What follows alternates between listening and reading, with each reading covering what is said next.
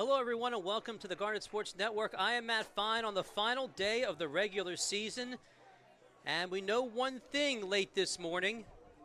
At some point this afternoon, we will crown a regular season champ, and it will be one of the two teams that are in front of me. Franklin and Marshall comes into town to face Swarthmore. Both teams tied for first in the Centennial at 13-3. Not only is the regular season title on the line, but with that number one seed, home field advantage the entire postseason comes with that crown. So a lot is on the line here today at Clothier Field on a beautiful Saturday for baseball. For Franklin and Marshall, leading off right now, this is Tommy Denglinger, the third baseman, a junior. Denglinger is leading the team with his on-base percentage of .449. .313 average this season to go along with that.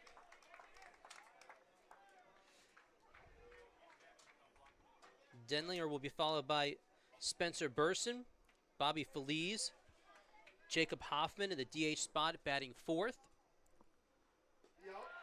Will Samuel, the first baseman, will bat fifth.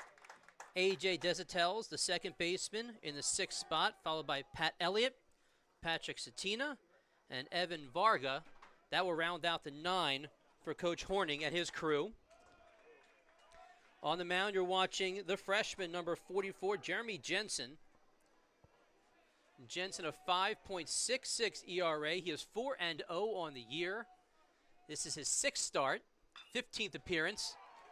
And he gives up a leadoff single to left field, and we are underway at Clothier.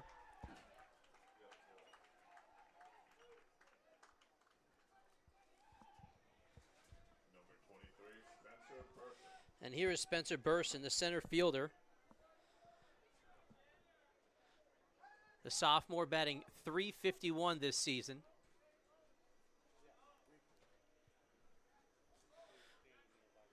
We played two today, two 9-inning games. And I'll take you through all the playoff possibilities. This doubleheader will allow me to do that because there's a lot of things going on. The simplest and most important fact when you look at this game, or this series here today, is that even though they're tied in the standings, Swarthmore has the advantage on the tiebreaker. So Swarthmore needs to win one game today, and they are regular season champs, and they get home field throughout the playoffs. Franklin and Marshall, they need to sweep today. So at some point today, we're going to see a champion. We could see it after game one. If not, we will definitely see it after game two.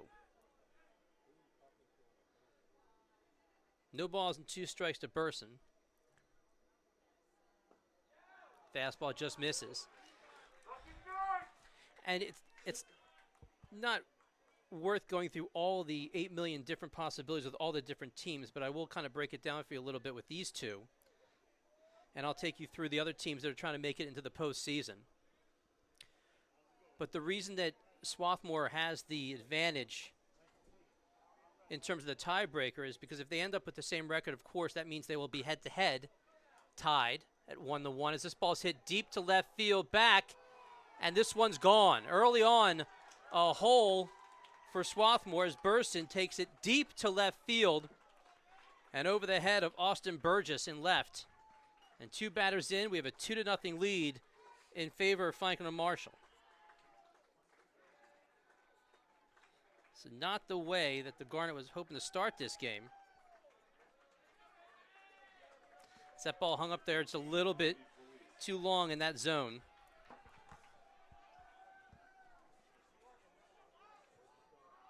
For Burst, that's home run number 7 on the year.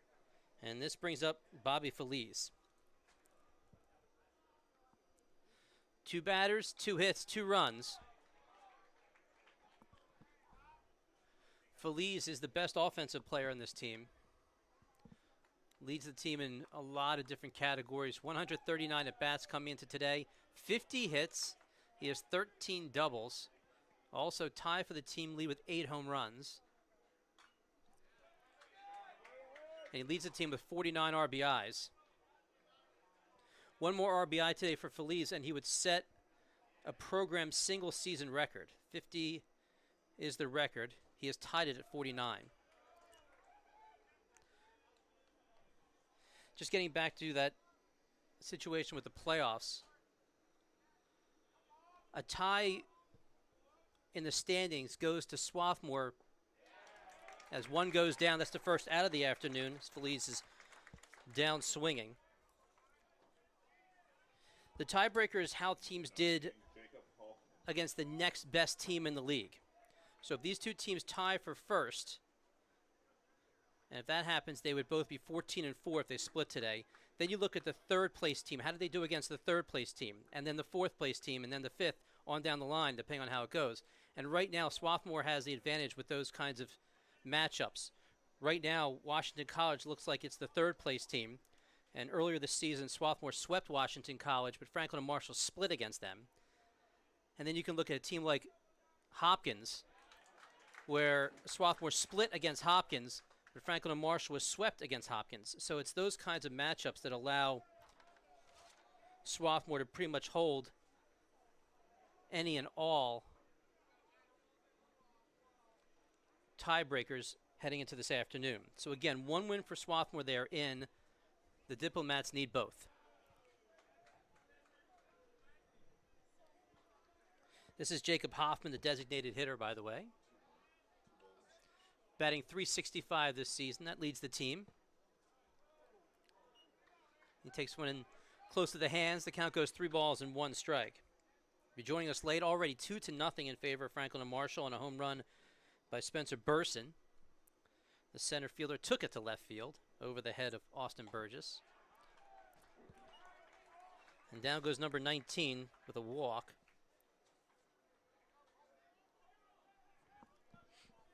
Number 10, Will Samuel.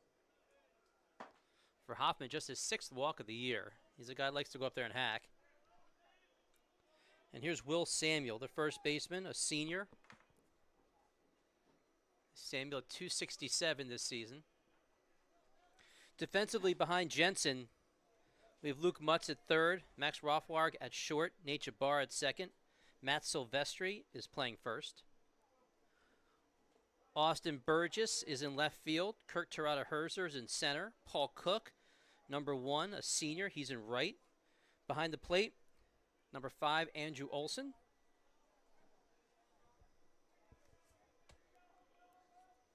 And to get on the mound, a freshman in Jeremy Jensen.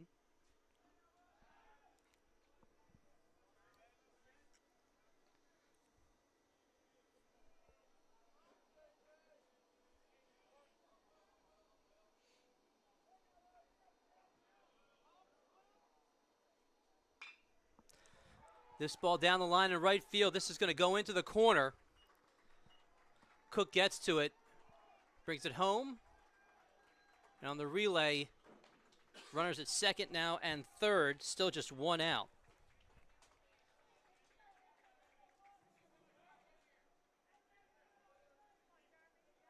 Number 1, A.J. Desipel.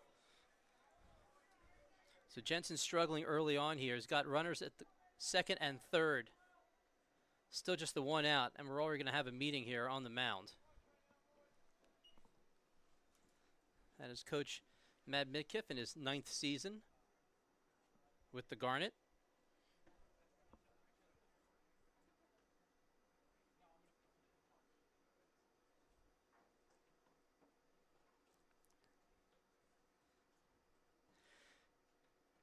Jensen has been real good for Swarthmore this season. Got hit up a little bit at McDaniel back on the 23rd last weekend. Other than that, 5 of his last 6 appearances, he's given up 0 earned runs.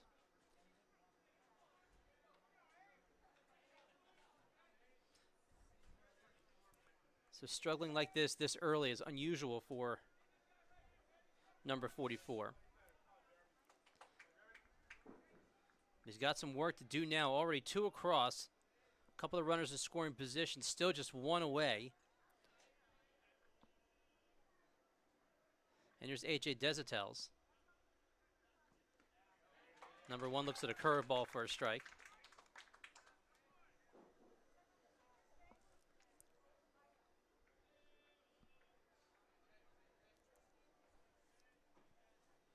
Hoffman at third, Samuel at second base.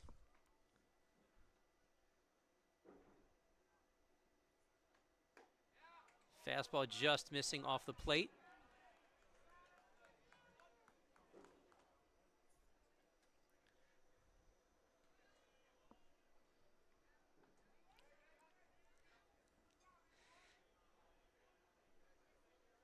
One ball, one strike. And that one just misses as well. Two teams coming in here with all sorts of confidence. Again, both teams tied for first at 13-3. I'll take you through yesterday's games a little bit as we move through this game. But Swarthmore all over Muhlenberg yesterday. 18-9 was your final there. And then Franklin and Marshall had no problem with Gettysburg at home as well, 11-2. So both teams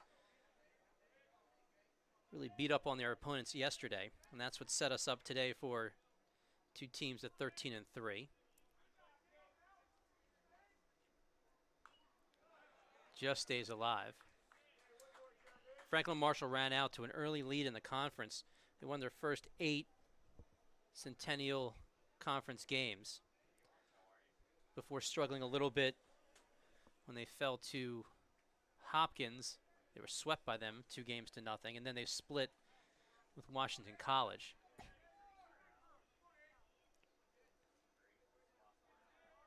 Two balls and 2 strikes, and a timeout at the plate.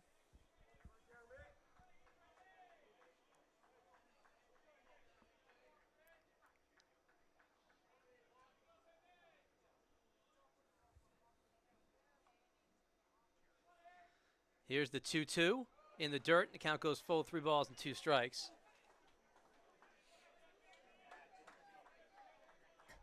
There is the open base at first.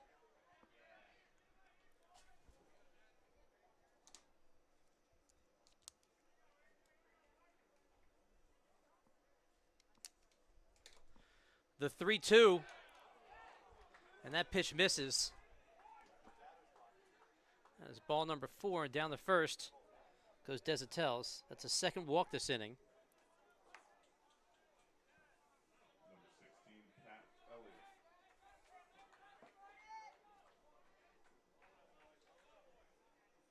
And here's Pat Elliott, already the 7th batter. Bases are now loaded, just 1 away. That last pitch was real close.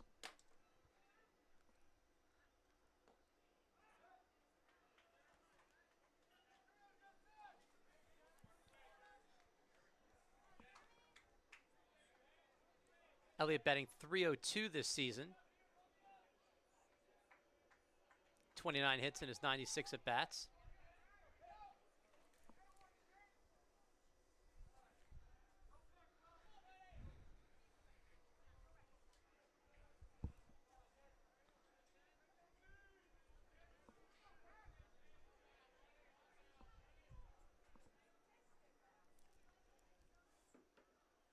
That's a good looking pitch. Right over to third. 1 out and 2 outs. And that's a huge double play. Depending on how things go today, look back at that play. 5-3, a double play gets Jensen out of the inning. 2 runs do come across, but it could have been a whole lot worse. We move to the bottom of the second. Bottom of the first. The Garment coming to bat down 2-0.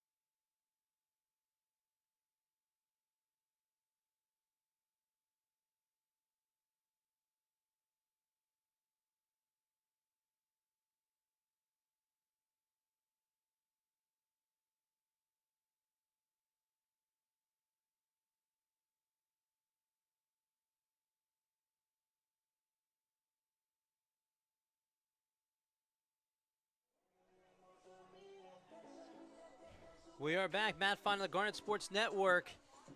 Big doubleheader today. Garnet in a little bit of a hole after giving up 2 runs in the top of the first. Offensively for Coach Midkiff's team, Max Rothwarg will lead things off. He'll take strike number 1. Rothwarg batting .297 this season.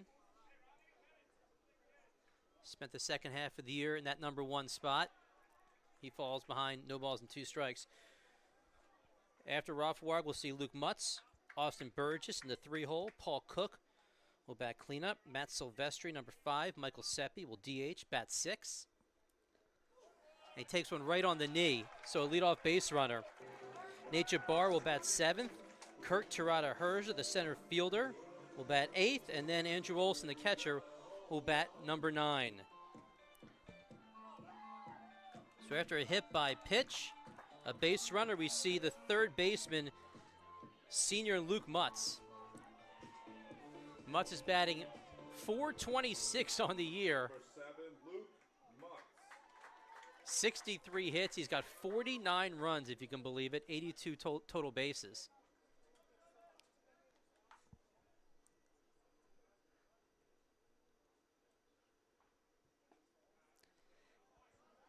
And when the postseason awards do come out, you have to consider Luke Mutz as a no-brainer to be considered for Player of the Year. Leads the league in average, leads the league in stolen bases, close to the top of the league in runs scored, hits. He has done just about everything for this team offensively this year. And defensively, he's not too shabby either. You saw him turn the double play in the top of the first.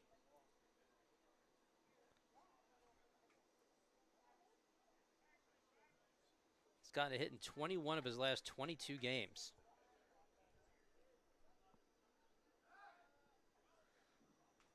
And in the last 8 games, he's got 5 multi-hit games. So Mutz is getting the job done. His average has only gone up a little bit, inching up over the last couple of weeks, if you can believe that. The 1-1, and he takes one on the shoulder. So 2 batters. And Neeskins comes in on both of them, and a couple of base runners.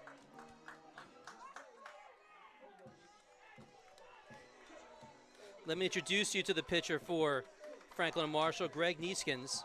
He's a junior, a lefty, 6'5". His 10th appearance of the year, his 8th start. He's 5-2 on the season in 41 2/3 innings. Got an ERA of 4.10.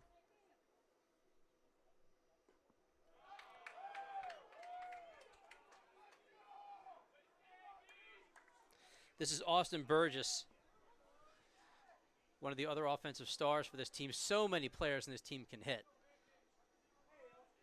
which is one of the more important reasons as to getting out of the top of the first with just 2 runs, especially when you consider just yesterday this team scored 18. And Neeskins is a little bit all over the place right now as he falls behind 2 balls and no strikes with 2 runners on. Both were plunked. For Burgess, by the way, .352 on the year, leads the team with 15 doubles, also 40 RBIs, and a slugging percentage of .641. Looks at that pitch high. Small strike zone early on. We saw Jensen struggle a little bit with that strike zone. And on a 3-0 with runners at first and second, I would bet the house that he's going to take here, trying to load the bases for the cleanup guy with Paul Cook.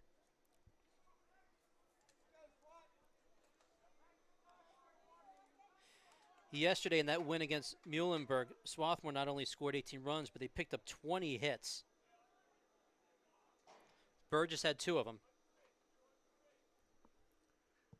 Shows bunt, definitely pulling back. At no point was he going to lay down a bunt there. So now he goes 3-1. And in a lot of ways, the at-bat starts right now. Strike zone still small. Can find a pitch he likes. A lot of real estate on the right side.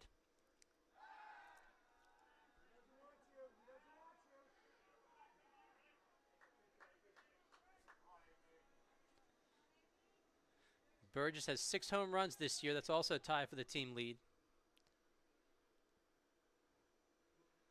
The 3-1, and that's high for a ball. So the bases are loaded for Swarthmore, and they have not put the ball into play. We've had 2 batters hit by pitch and a walk. And this brings up Paul Cook. Defensively behind Neeskens, by the way. Denlinger at third. Feliz is the shortstop. Desautel plays second base. Samuel at first. In left field, Satina, Burson, and Elliott left to right. Behind the plate, Evan Varga, the sophomore. And then on the mound is your junior, number 37.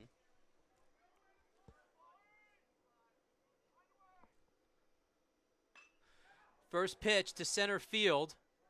This one caught by the center fielder, but it will bring in a run. And the runners from second moves up to third. Surprising that Cook went after that pitch after 2 batters got hit by a pitch and a 5-pitch walk. Cook takes one to center field. It did bring home a run on the sacrifice fly. That is Rothwark scoring. So give Cook a sacrifice. Mutz moves up to third, so the tying run with 1 out is now at third base. Runners at first and third for Matt Silvestri.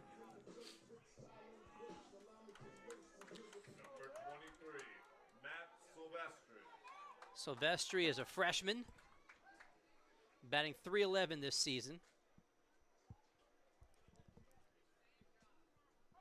And here comes the lefty.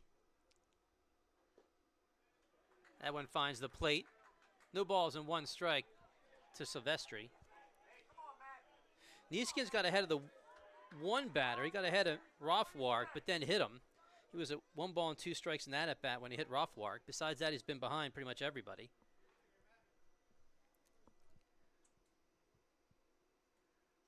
Here's the 0-1. This one popped up and out of play. Silvestri's in a hole. Silvestri has 1 job. He's got to get that runner home from third. Mutz has wheels. Anything to the right side is going to score Mutz. The infield's not in. Way too early for something like that. But with Desautel as far back as he is at second base, that will score Mutz. We have Seppi on deck. The 0-2. And there's strike number 3, a fastball on the inside part of the plate. Silvestri goes down looking. And that's a big out for the big lefty.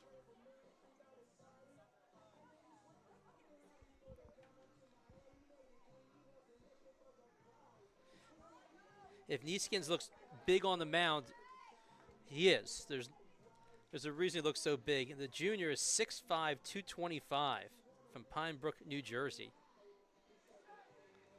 Interestingly enough, if the second game has meaning, there's a very good chance we'll see for Franklin Marshall, Kyle Roach. Roach is 6'8", so the 2 starters today for Coach Horning, he'll go 6'5" and 6'8" on the mound. There's a swing and a miss by number 45. Michael Seppi, .333 this season. 33 hits in his 99 at-bats.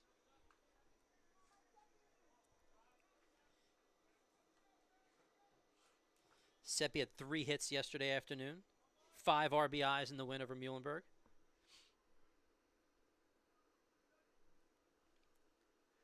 There goes the runner.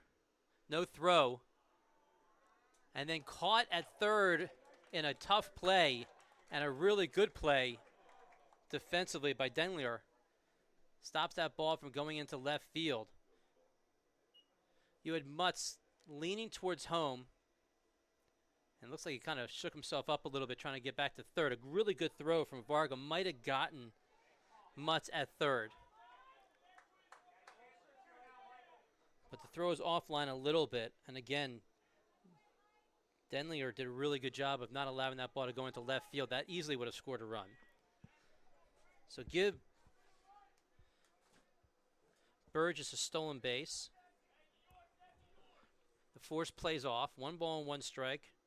2 runners in scoring position for Seppi.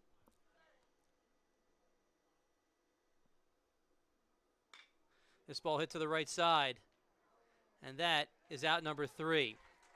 Franklin and Marshall also dodges a bullet here in the bottom of the first. 1 run does come across on no hits. Couple left. We've played 1 at Clothier, 2-1 in favor of the Diplomats.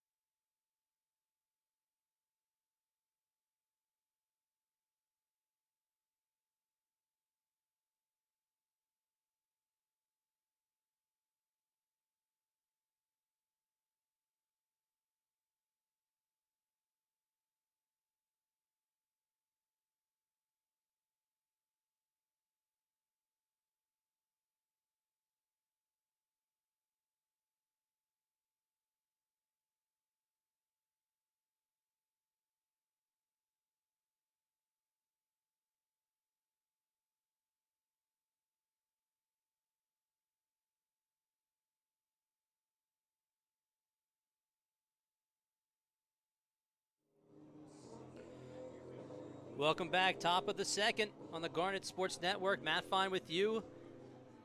Got a lot of baseball to play today. 18 innings. And with Patrick Citino at the plate in the top of the second, we have a new pitcher for the Garnet in the second inning. Alex Schossler steps in, number 33. Schossler, 6.91 ERA, 2-2 this season. This will be his 12th appearance. He bounces one over to the left side, and there is out number 1, Mutz to Silvestri.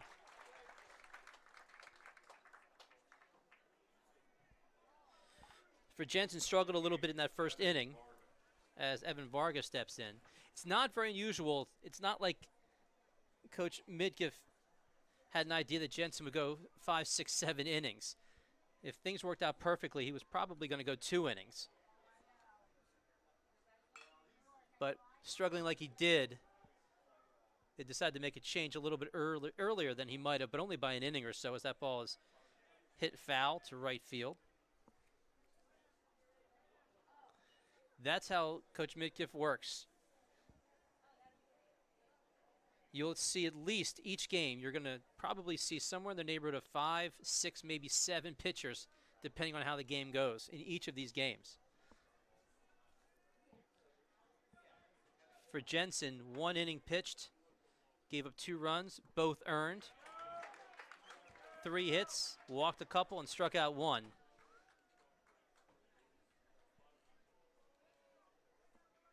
No balls and 2 strikes to the 9 hitter in Varga. Then we'll go back to the top of the order.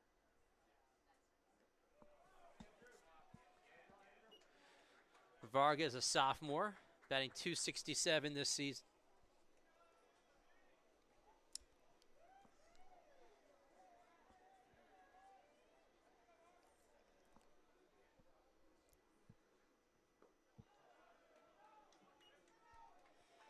Varga trying to work his way back into this at bat. Count is even now, 2 balls and 2 strikes.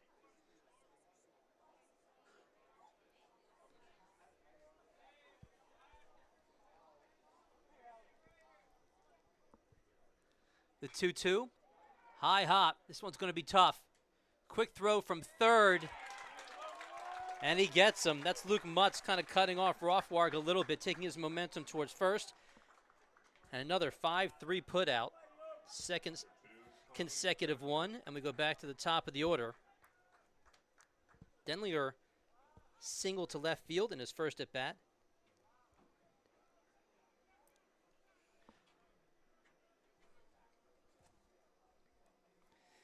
Denlinger had 2 hits yesterday in the win over Gettysburg for Franklin and Marshall.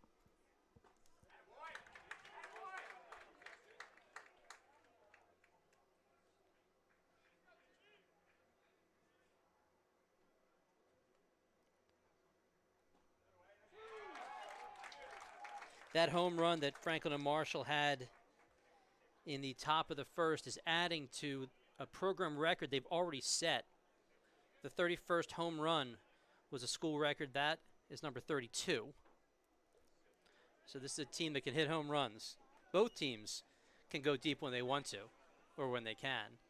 29 home runs for Swarthmore this year as well. It's only a couple behind what is the program record for Franklin and Marshall.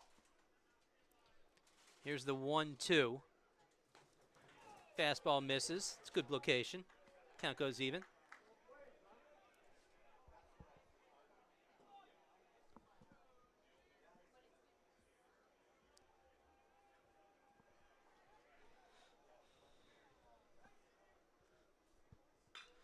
This ball hit to left field, but right at the left fielder in Austin Burgess, and a much better top of the second for the Garnet. 1-2-3 here in the top of the second. We move to the bottom now, 2-1 in favor of the visitors.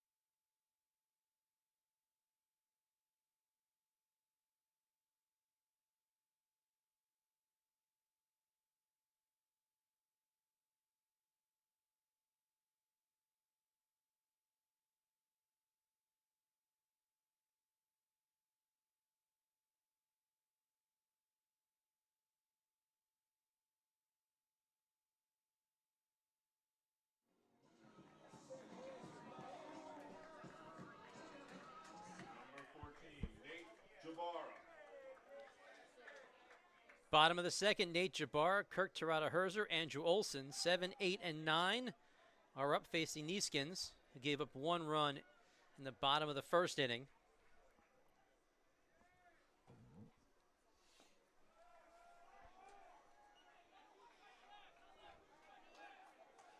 Jabbar batting .243 this season. He had 1 hit yesterday as well, 1 for 5.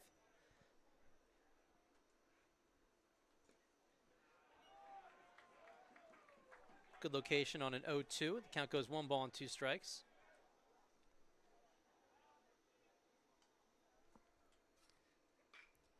This one off the end of the bat, right to first baseman. Samuel is there for an easy put out. 1 down.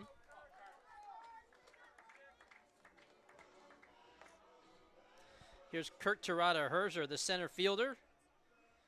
Spent a good part of the season batting in the 1 spot. Moved down to the 8th and has been finding his stride in the 8-hole.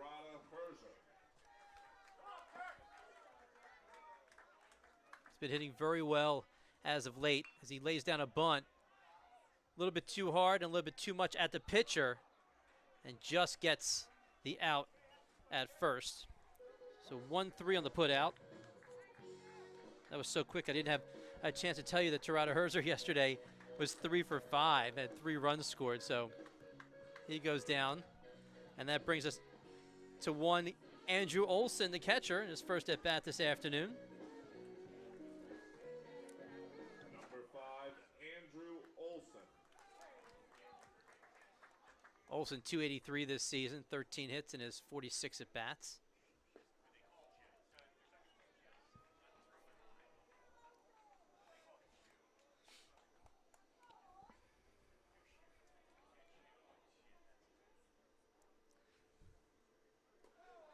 This pitch did get him just a little bit on the edge of the knee. That's the third hit by pitch this afternoon already for Neeskens.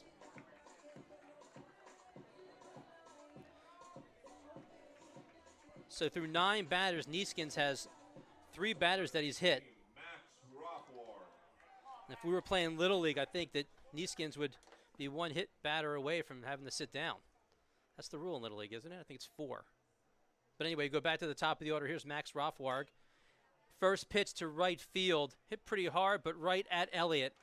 And that's a quick bottom of the second. The second inning, not nearly the excitement we found in the first inning. No runs, no hits, 1 left. We've played 2. 2-1, Franklin and Marshall.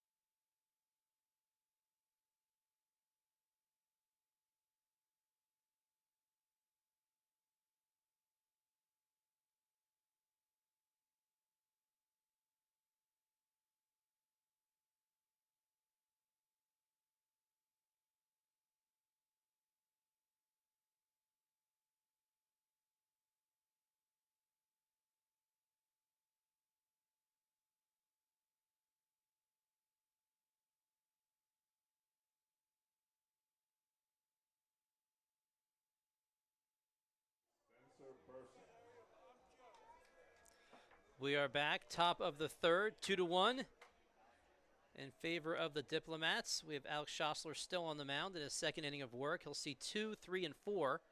Spencer Burson will lead things off. Burson had the big bomb today, a 2-run home run to left, right over the head of Austin Burgess. That's the 2 runs so far this afternoon for the Diplomats. Again, setting a program record for home runs this season. Off speed looks good. 1 ball and 1 strike.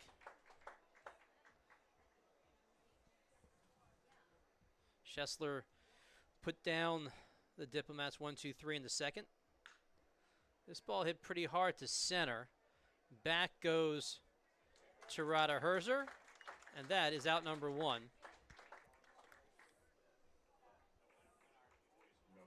14, Bobby Felice. And here's Bobby Felice.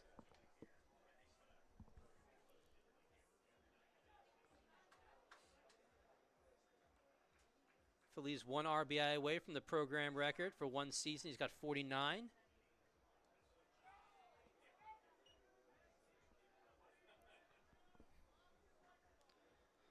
Feliz struck out swinging in the first. That was a big out for Jensen at that point in the game after two guys had reached and both had scored.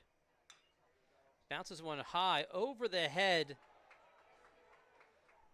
of Mutz and into left field.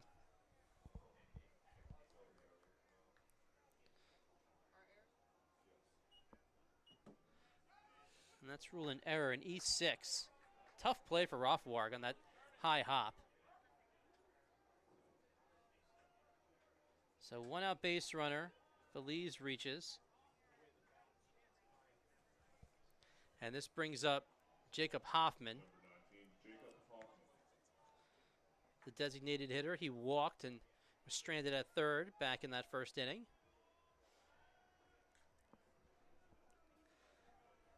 This is not the only real big game. This is the biggest of them in the Centennial right now because it's for first place, it's for home field. One thing we do know about these two teams is regardless of what happens today, as that ball is hit real hard to left center field off the top of the wall, Bird just trying to get it, Bird just trying to get it in real quickly and does. And it's a stand-up double. Bird just throwing that ball over the head of Tirada Herzer. That ball got out there in a hurry. Good job from Burgess bringing that ball in quickly, and that allowed or kept Feliz from scoring, so he stands at third base. Number 10, Will Samuel. Runners now at second and third, just one out. And here's Will Samuel. He doubled to right in his first at bat. So after a quiet second inning, we're feeling a lot like the first inning right now. There's that one out.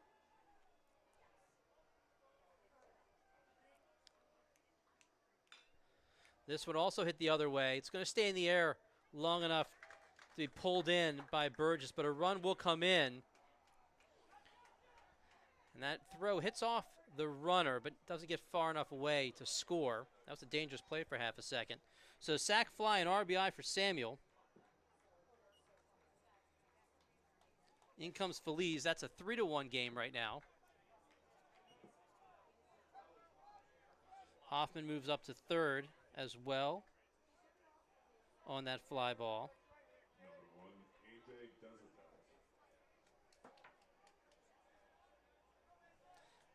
And here is the sixth hitter, AJ Desitels, who walked in his first at bat. Bounces one up the middle. A diving play, but unable to pick it up. And past Rothwarg to Tirada Herzer. And another run comes in. A two spot here again in the third.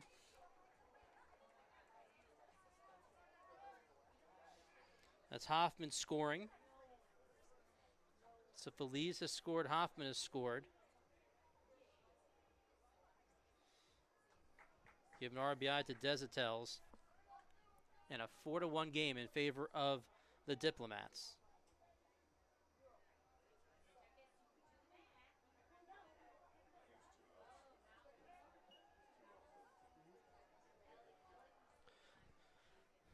Two outs, first pitch swinging. This one hit pretty hard to center field and off the wall. A lot of hard hit balls this inning. A run's coming in. The play at third gets by Mutz.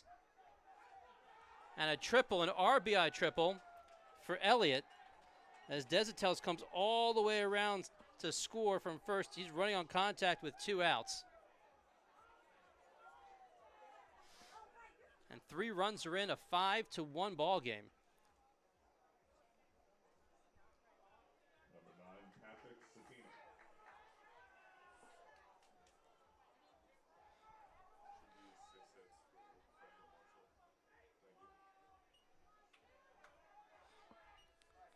We're moving on to the 9-hitter, Satina.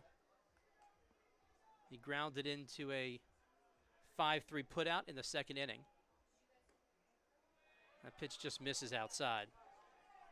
A 3 spot here in the third, a 5-1 lead.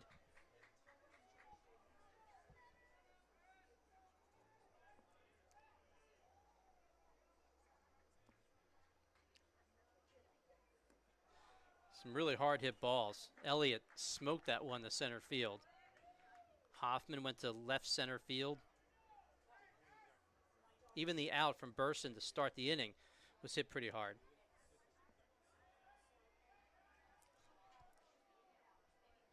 Two balls and no strikes, and this ball's hit a ton. Deep to left center field, back and gone off the dorm. A 2-run shot, and this one's getting away from the Garnet pretty quickly. This makes it 7-1. It's a 5-run third inning. The second home run this afternoon for Franklin and Marshall. Number 8, Evan Varga. And here's Evan Varga.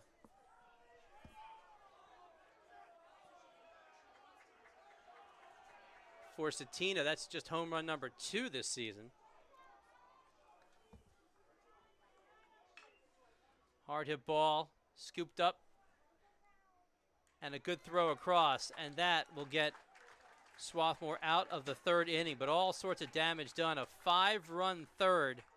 The Garnet have some work to do. They trail 7-1.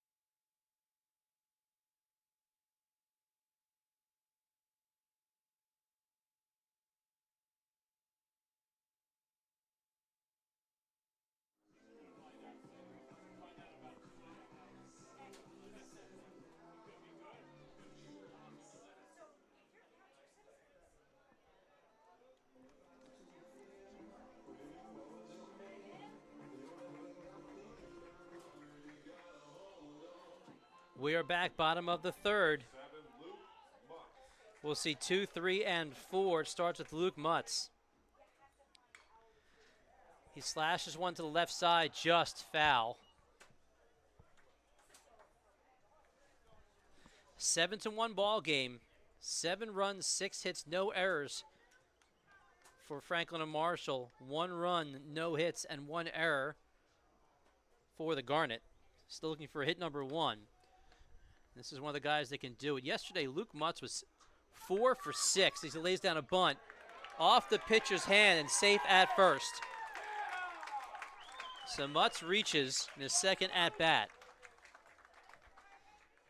And Neeskin's almost had a handle on it. Once he bobbled it a little bit, no chance to get the speedy Mutz. And they rule that a hit. So Mutz now 1 for 1. He was hit by a pitch in his first at-bat. Number 2, Austin Burgess. The league leading hitter on first base. Also the steal leader on first base for Austin Burgess. Speaking of stolen bases, Burgess walked and stole second in the first inning. Swarthmore, by the way, 3 stolen bases away from setting a single season program record. Time is called. They came into today with 110 steals, so they have 111. 3 more sets the record. They got to get to 114. No team runs like Swarthmore does. That one just comes inside. Either the ball nipped a jersey or the wind nipped a jersey. Something moved on that front elbow, but no one moves out of the batter's box. So we go 1 ball and no strikes. This one hit hard. 4, 6, 3. A double play. Desautel to Feliz to Samuel. And that wipes out the single. So 2 outs now. You have to hit the ball really hard and right at an infielder. Double up Mutz and Burgess. But that's exactly what happened. That ball was smoked right at Desautel's. And the freshman did a real nice job turning it over to the sophomore at shortstop. And here's Paul Cook.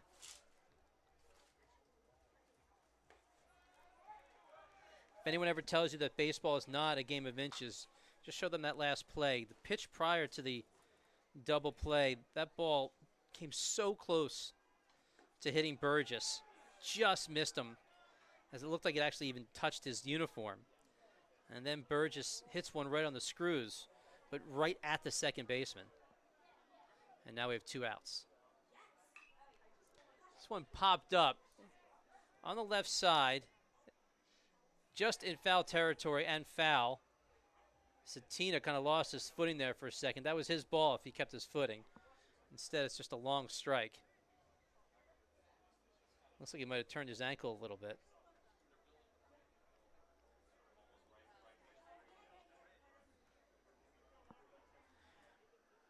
I'll start to take you through some of the other important games in the Centennial as we move through this game.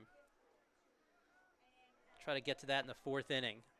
But a full slate of games, and a lot of them have playoff implications. Again, this one is for first place. We do know, regardless of what happens today, these are the 2 top teams in the conference, and both will host a playoff game next Thursday. Both will be 1 and 2, and they will host 3 and 4 at their home field on Thursday. What they're playing for today is home field next weekend in that double elimination tournament that'll move Saturday and Sunday. This one's popped up on the left side. Feliz is there, and that is out number 3. No runs, 1 hit, nobody left. We've played 3, 7-1, Franklin and Marshall.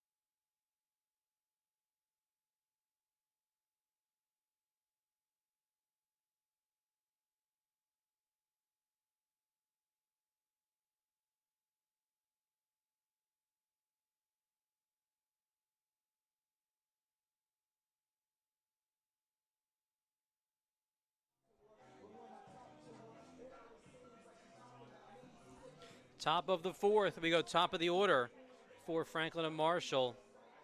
Denlinger already his third at bat here in the fourth inning. Denlinger singled and scored in the first, flew out to left in his second at bat. We'll see numbers 1, 2, and 3 with Burson and Feliz batting after number 2 here.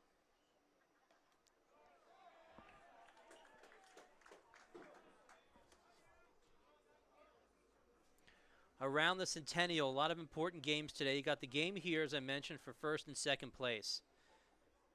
One of the other real big games is Washington College is hosting Dickinson. Both of those teams still very much in the playoff hunt. Washington College needs one win today to secure a spot. Dickinson needs a sweep. And they're in the top of the third with no score. The other real big game is at Haverford along the main line. Johns Hopkins is at Haverford. Hopkins leads 2-0 right now. Haverford needs one win to get in. Hopkins a sweep today and they get in. So the easiest road to the playoffs in the 3 and 4 holes is Haverford and Washington College. If they can win one game in the doubleheader that they have, if Washington College can take one game against Dickinson in the doubleheader today and Haverford take one game in the doubleheader against Johns Hopkins, those teams will be in. It's a little bit like Swarthmore here. Swarthmore needs one win to take that 1 seed.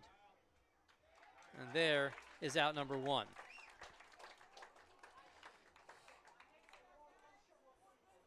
As for the seeds, like who will get 3 and 4, that is quantum physics. There's so many different things that can happen. In general, Washington College has the best chance based on, again, head-to-head with a lot of the other teams in the league. They have the best chance of grabbing that 3 seed, but with a win, they still could drop down to the 4 seed. But again, a win gets them in. So the most likely scenario at the bottom half of the playoff bracket would be Washington College at the 3 spot and Haverford at the 4 spot. That's the most likely, but it's not a definite at all.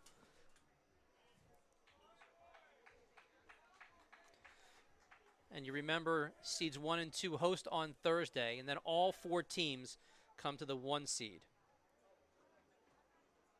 The last time Swarthmore hosted was the only time they've hosted in 2018.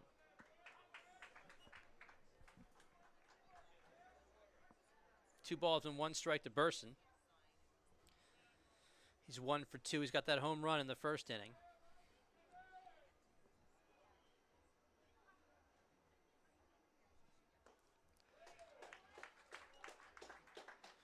Swarthmore has 1 host and 1 championship in the Centennial, that Magic 2018 season. Franklin and Marshall is second in the conference in terms of championships. They've won 3. They're tied with Haverford. Last time Franklin and Marshall won it all was 2013. He just got a small piece of that, stays alive.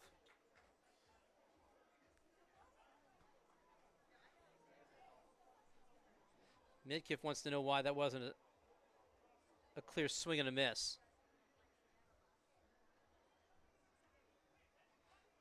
And now he wants to have a discussion.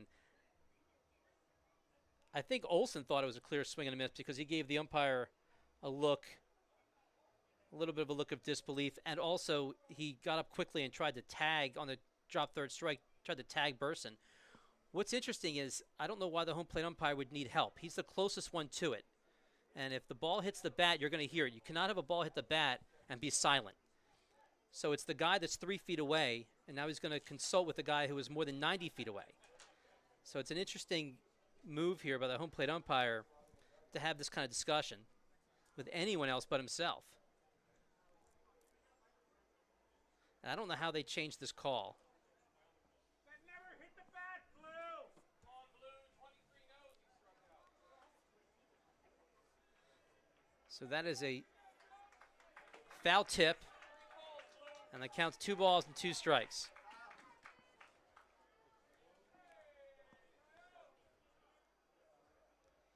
The 2-2. And this one over the head of Jabara. An unfortunate turn of events for the home team there. Good effort by Jabara. Just got over him as that one's flared to right field. So instead of 2 outs, there's now 1 out with a runner at first. 2 hits on the afternoon for Burson. He just powered that one over the second baseman's head. It was not hit hard, but he got enough on it, even on a miss hit, to pick up a single. And here's Feliz. Feliz scored in that 3rd inning. He reached on an error.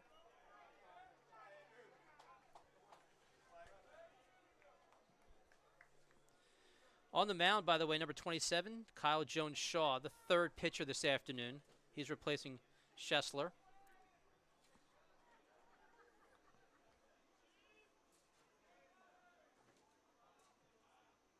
Jones-Shaw, 4.03 ERA. His 14th appearance this season.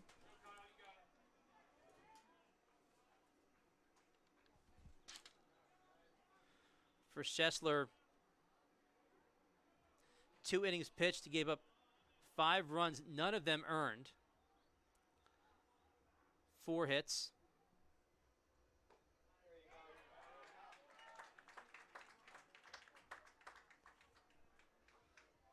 We have 2 balls and 1 strike to Feliz.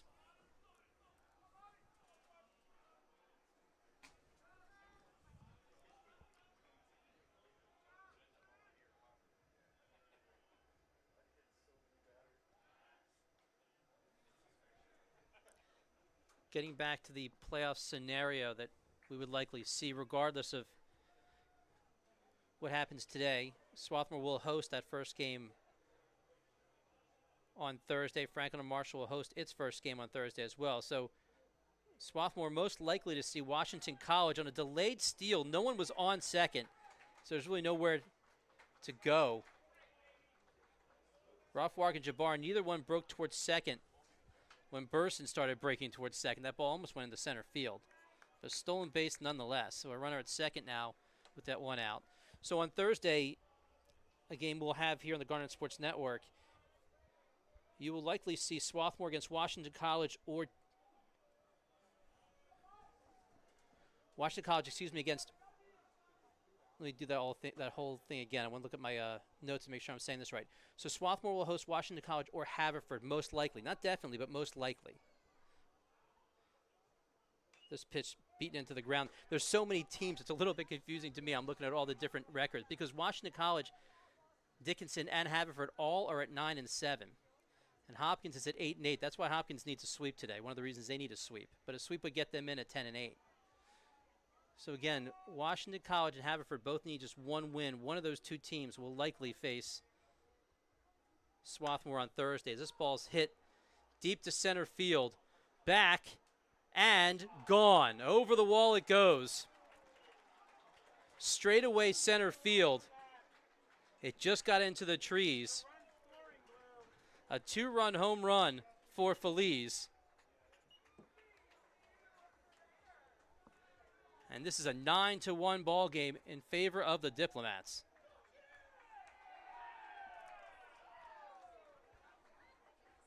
Burson scores in front of him. His 2nd run this afternoon. Feliz has now scored twice as well. Give him a couple of RBIs. For Feliz, that's hit number 1. And also for Feliz, he is now the program's all-time RBI leader in a single season. That's RBIs number 50 and 51. He came into today tied.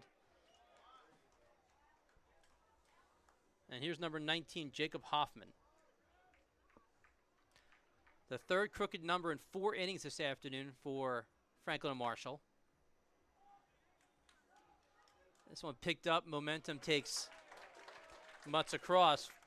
And that is out number 2.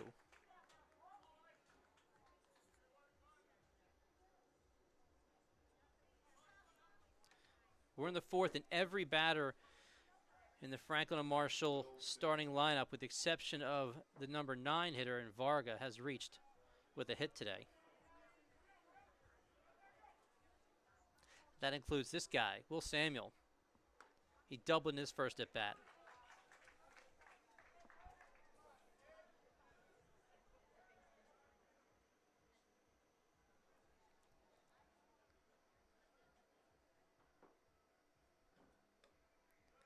That pitch just outside.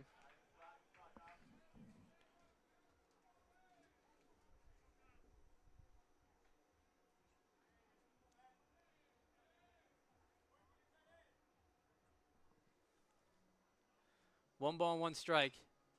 This one bounced over to the second baseman, scooped up, and over to first. Jabbar to Silvestri, but more damage done. Another crooked number here in the fourth.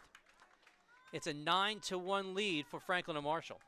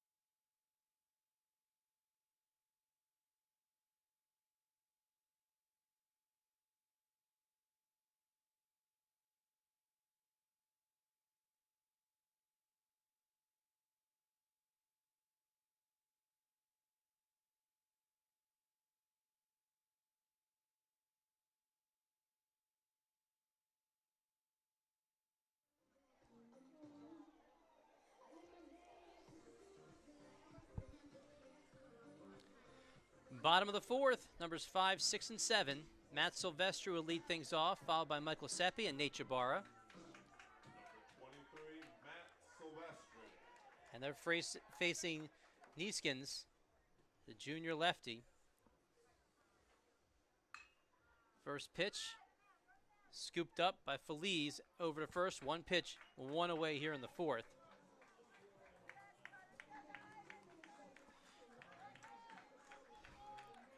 Neeskins is a left-handed pitcher, a transfer from UMass.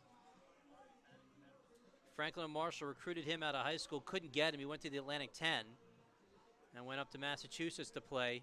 Number 45, Mike Seppi. As Michael Seppi steps in, he'll face Neeskins. Neeskins throws in the mid to upper 80s as this one's popped straight up. Towards the mound is Denlinger. That's 2 quick outs here in the fourth.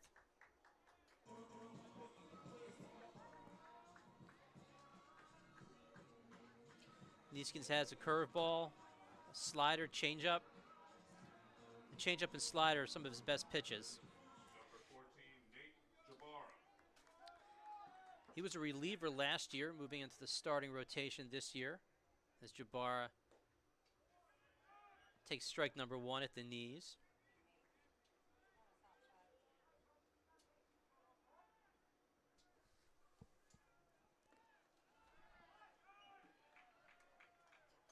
No balls and 2 strikes. Jabbar 0 for 1 this afternoon. This one to the right side the second time he's hit it that way, and that is out number 3. Quickie, 3 up, 3 down in the bottom of the fourth. We're moving to the fifth, 9-1, Franklin and Marshall.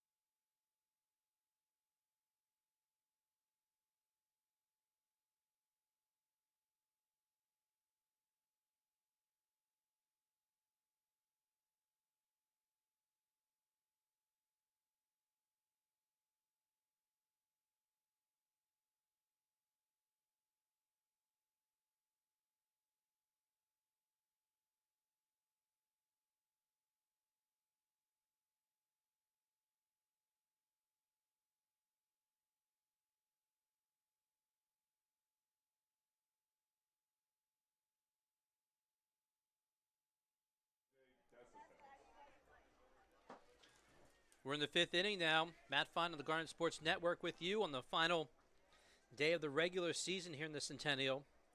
6, 7, and 8. Starting with A.J. Desitels against Kyle Jones-Shaw.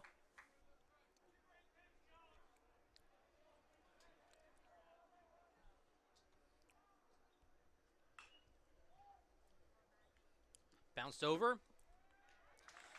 And 1 out, rough wire to Silvestri. Number 16, Pat Elliott. Here's Pat Elliott. Swarthmore with some work to do, down 9-1.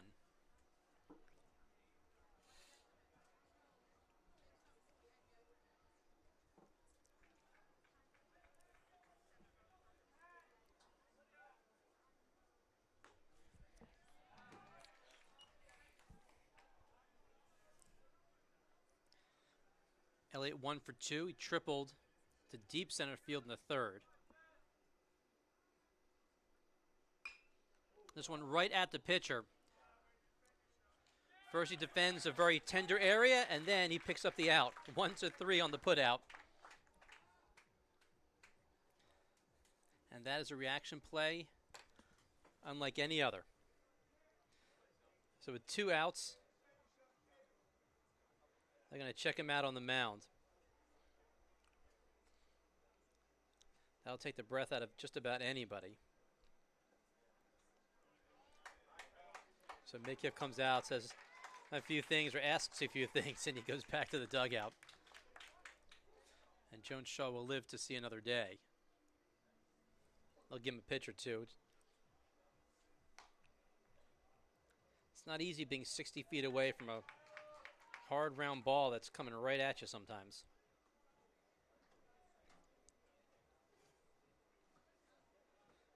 So ground outs by Desitels and Elliott, and this is Satina.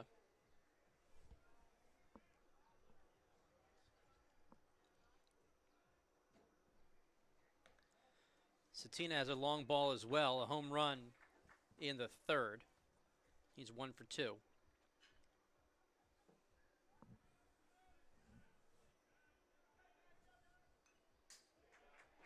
1 ball, 1 strike.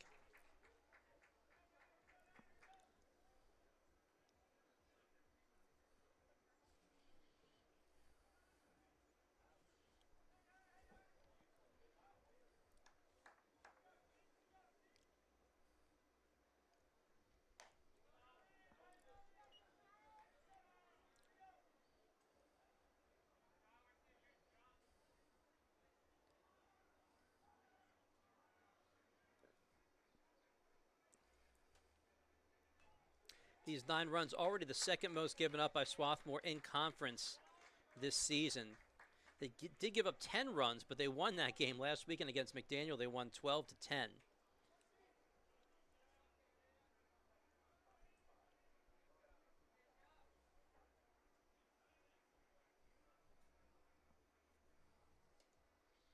The 2-2 fouled.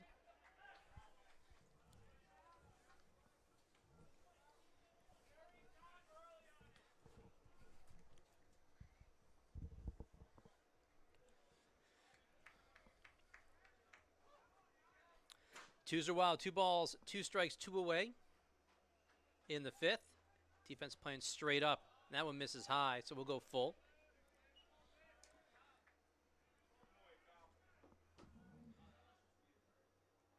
If Satina gets on, we'll see Evan Varga in the 9 spot.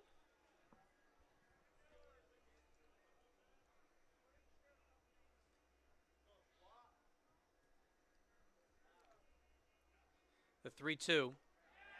And that is strike number 3 on the outside corner. A 1-2-3 inning here in the 5th. We're halfway through game number 1. Franklin and Marshall leading 9-1.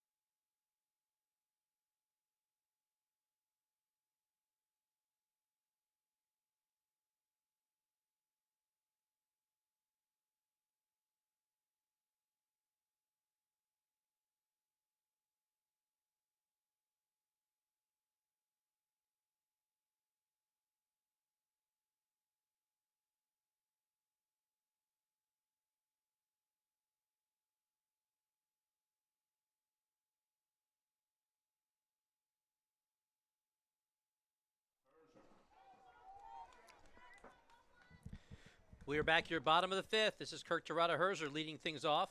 8, 9, and 1. He grounded out to the pitcher in his first at bat.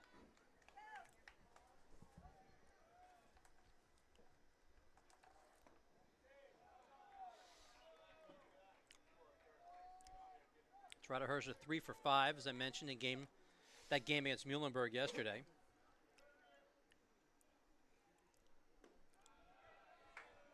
Swarthmore did not let the Mules breathe at all. They scored 7 in the first, 2 in the second, 3 in the third, 3 in the fourth, 1 in the fifth and sixth, and then another in the eighth. There was only 2 innings yesterday that they did not score, and that was the 7th and 9th innings. By the way, Mateo Solicito is up here with me. He's always up here spinning all the tunes. 3 and 1 on the year, 4 innings pitched. He got the win. Gave up 5 hits, 1 run earned, 1 walk, but he struck out 9. It's got to be a season high, right? Yeah, he's giving me the thumbs up. That's a season high. This one's popped up to the left side. Mateo's fastball hanging out in the upper 80s yesterday.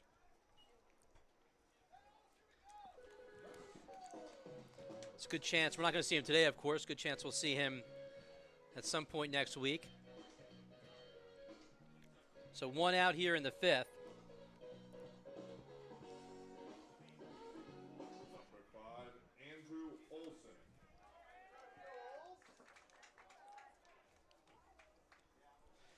Terada-Herzer 0 for 2 now with Andrew Olson coming up. He was hit by pitch. One of 3 to be hit by pitch today.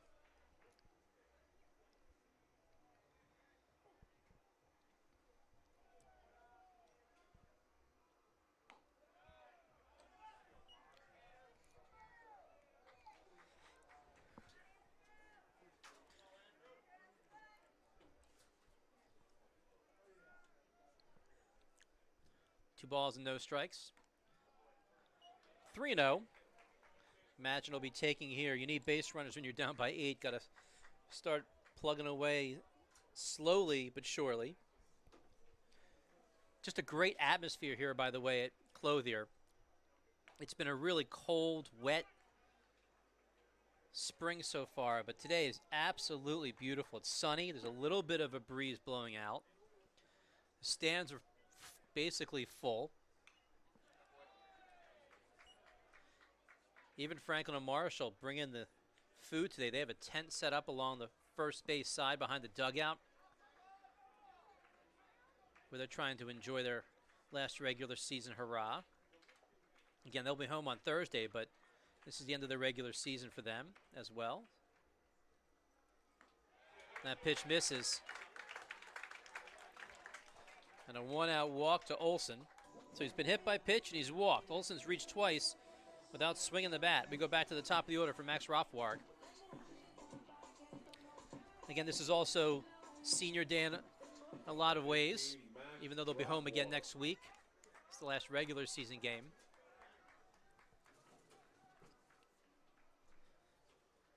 Rothward 0 for 1. He was hit by pitch as well. And before our broadcast, Drew McMahon, he came up here and he introduced the starting lineup for Swarthmore. He did an excellent job. He was awesome. The senior from Winter Park, Florida, calling out all the names, doing a great job here in his final regular season home game. I'm going to take a second here as that ball on the bunt play kind of clipped number 18. We have Coach Booth coming in from third. Brian Booth is the third base coach, just talking with his freshman shortstop, making sure he's okay.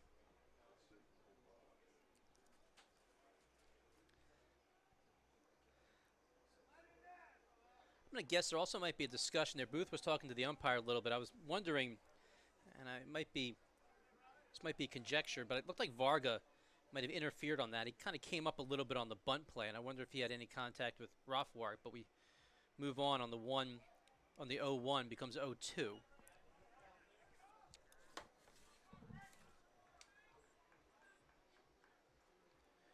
We have Josh Throckmorton. He is the first base coach for the Garnet.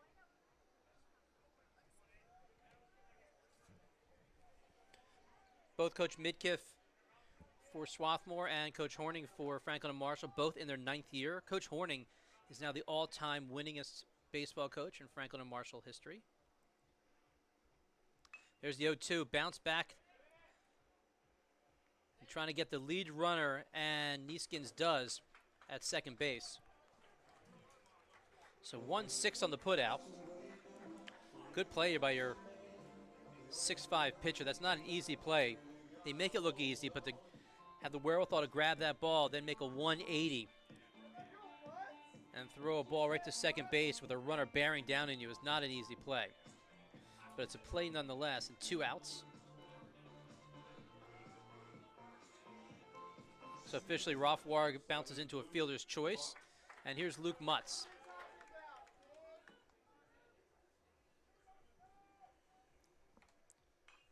Mutz is 1 for 1 this afternoon. He was hit by a pitch, and he singled in the infield.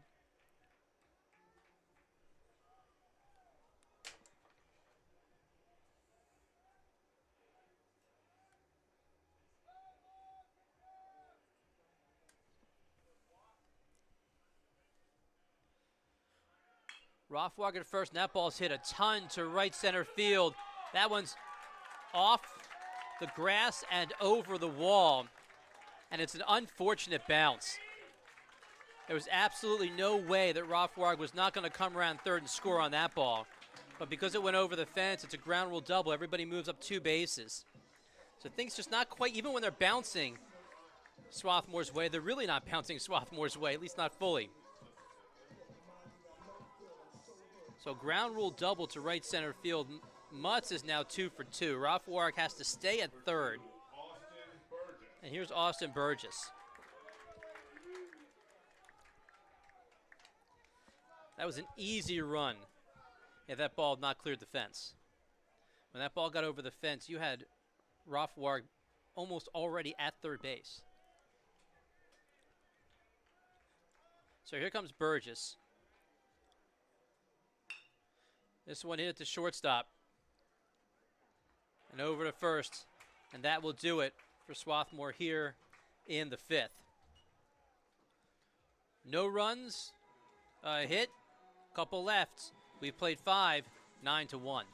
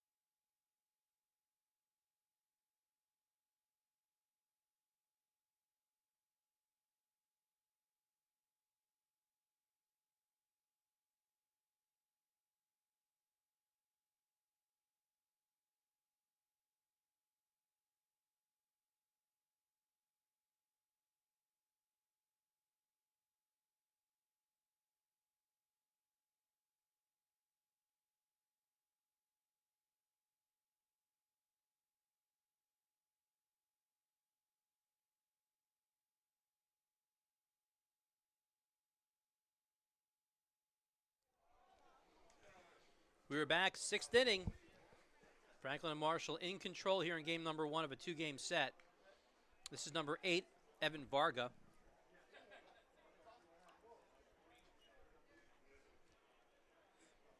Varga is the only position player without a hit this afternoon for the Diplomats.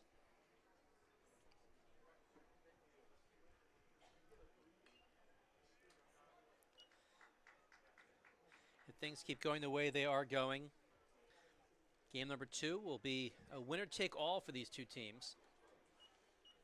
Remember, Swarthmore just needs to win one today. They can lose 100-1 in game 1. If they win game number 2, it doesn't mean a thing. This ball hit sharply over to second base, and the throw off the line. Jabbar never was able to get his feet under him. He took a couple extra steps and still unable to really put any juice on that ball. And that's a hit, an infield hit for Varga. And that will complete the cycle, by the way, because now everybody in the starting lineup has picked up a hit for Franklin and Marshall, including this guy, Denlinger. He is 1 for 3, singled in the first, and scored a run.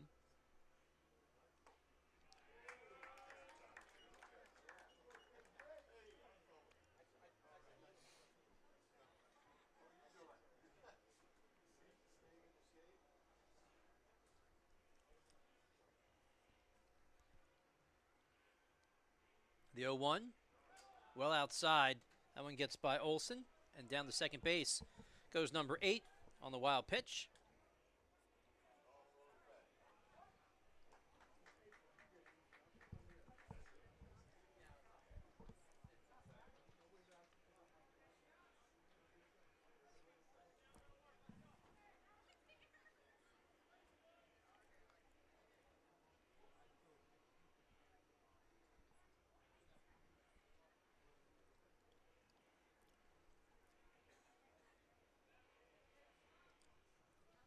One ball and one strike to Denlinger.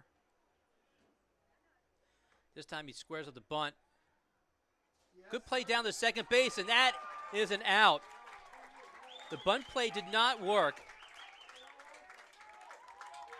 Denlinger did offer at it, so that was a strike, and then Olson fires one down to second, where Varga was leaning way too far off second base, and that throw was on the money. That's the defensive play of the day so far.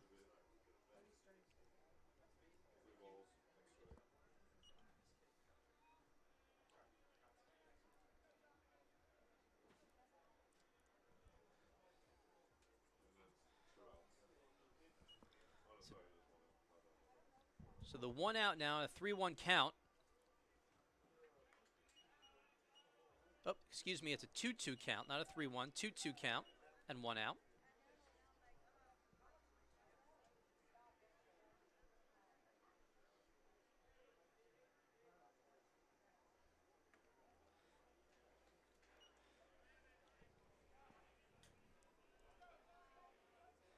Denlinger, an infielder, junior, 5'11", from Skillman, New Jersey.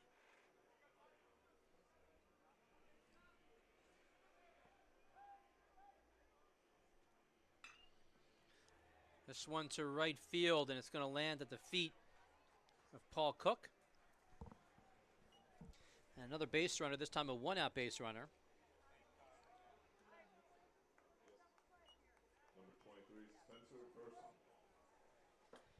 And here's the 2-hole hitter, Spencer Burson. It's been all sorts of problems this afternoon for the Garnet. Burson homered in the first inning. He singled in the fourth. He is 2 for 3, 2 RBIs, 2 runs scored.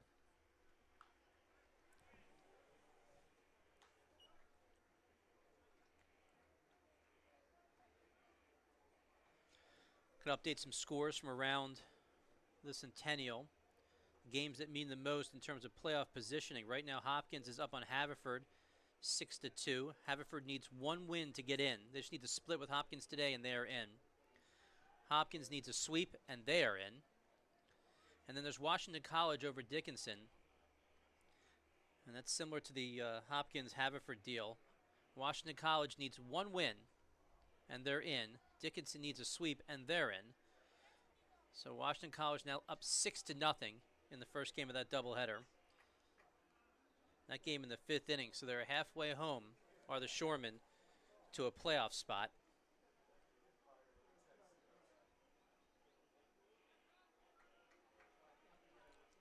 And Washington College has not made the postseason since Coach Beddick has been there.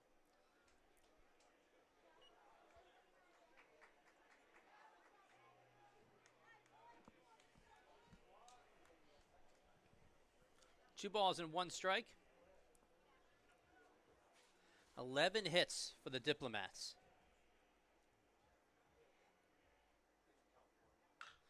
Another one the other way, but this one right at the right fielder in Paul Cook. It was hit right on the screws, but that is out number 2. Patty Mel. Number 14, Bobby Felice. Tell you, Burson has hit the ball hard every single time he's been up. He's 2 for 4, but he's got the home run. He also singled sharply to right. He lined out to center, and now he lines out to right. So Burson is feeling it today as this brings up Feliz, who's also feeling it. A home run in the 4th inning to straightaway center field.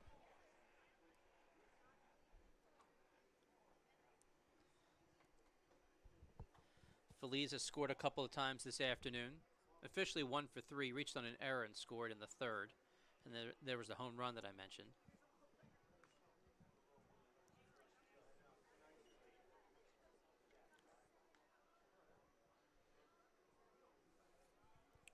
No balls and 1 strike.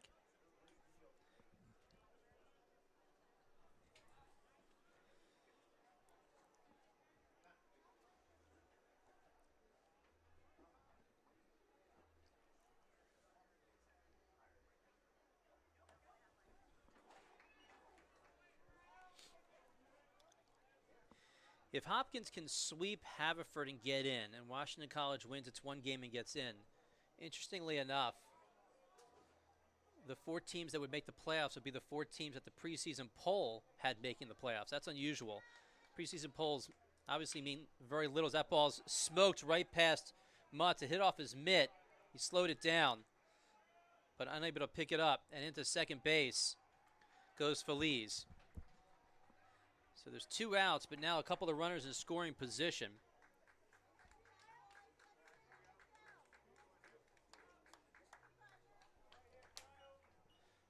Denlinger at third. Feliz is at second base.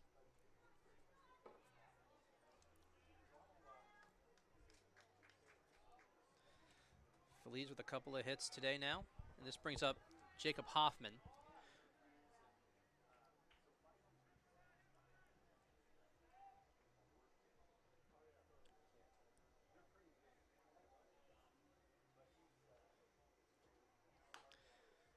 So the preseason poll, it means so little. It's just fun to talk about. It gives me something to talk about.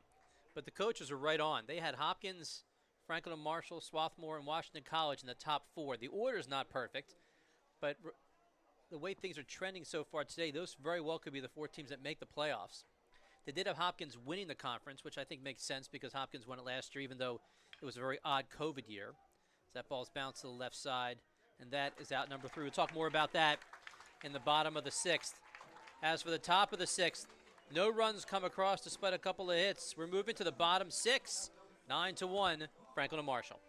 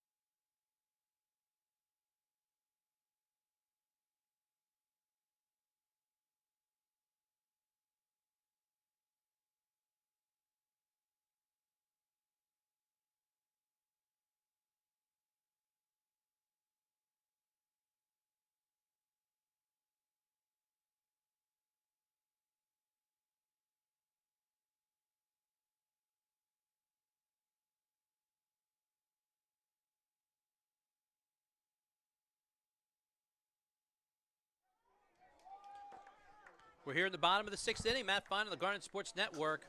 4, 5, and 6. Start off with Paul Cook. 9 runs, 12 hits, no errors for Franklin and Marshall. Just 1 run, 2 hits, and the 1 error for the Garnet.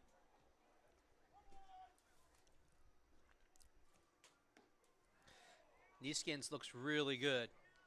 Struggled a little bit in that first inning, but got out of it after giving up just that 1 run.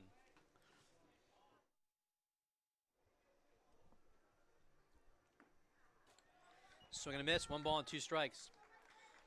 The thought of Swarthmore in the 6th inning with 1 run on 2 hits, you compare that to yesterday, where at this point in the game they had 17 runs in that game against Muhlenberg.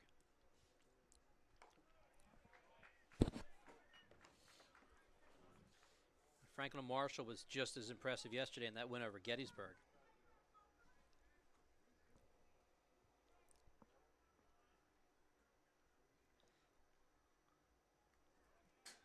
Denlinger had 2 hits yesterday. Burston had 2 hits. Hoffman with a couple of hits. Desautel with 2 hits. Satina and Cole, he's the other catcher for this team, all with 2 hits.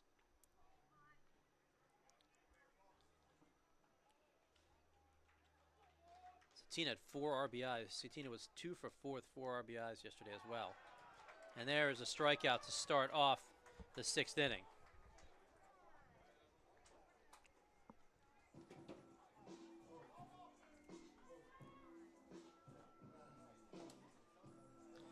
Here's Matt Silvestri, number 23. Number 23, Matt Silvestri.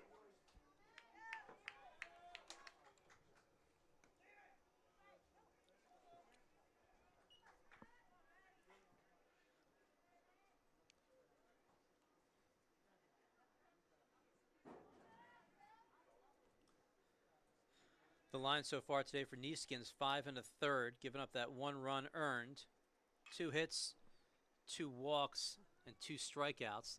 This one into foul territory, and it bounces at the feet of Elliott.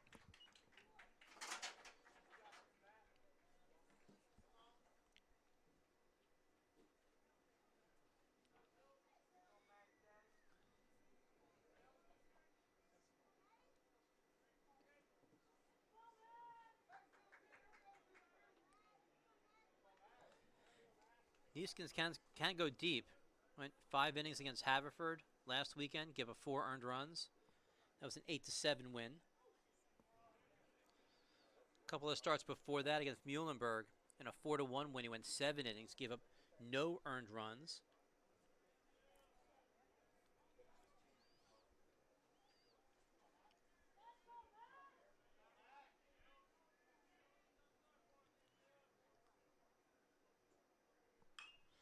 That ball hit over to the third baseman. Over to first, and 2 away.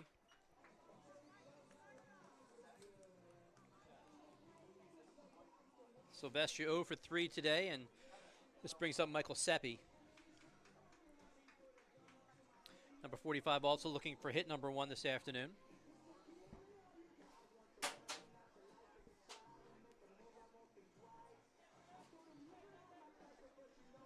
Number 45, Mike Seppi.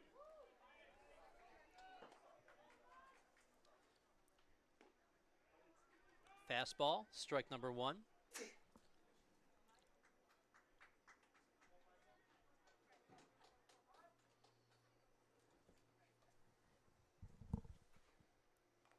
Ooh. Tried to hold back, unable to. That one's up on the hands, but it goes off the bat. You can hear it. And he goes 0-2.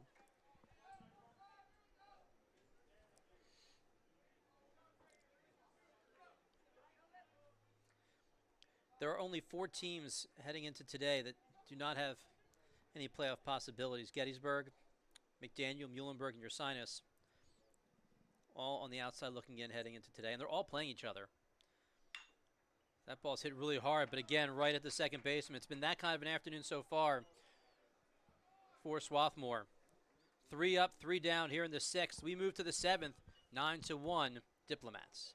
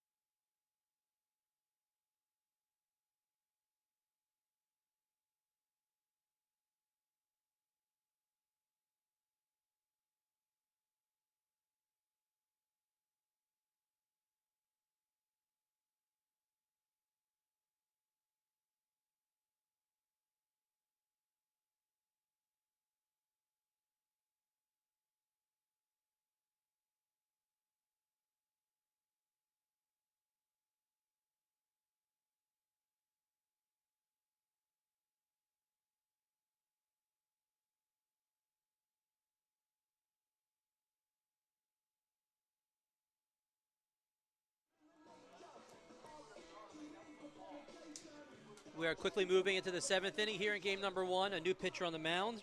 Kyle Jones-Shaw sits down for number 3, Andrew Moy. Moy with a 10.50 ERA. 1-1 on the year. This is appearance number 12. And his first pitch comes into Will Samuel. At bat number 4 this afternoon for the senior.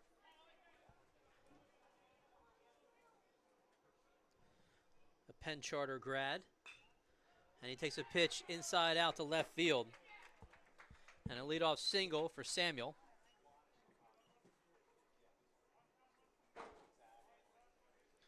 That's his second at bat. He's officially 2 for 4 this afternoon. Number 1, AJ Desitels. Here's Desitels. AJ, a freshman.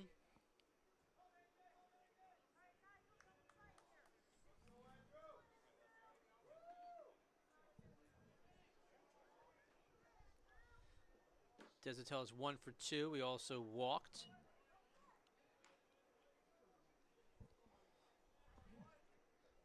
The line on Jones-Shaw, 3 innings pitched, gave up 2 runs, both earned, 5 hits, struck out 1.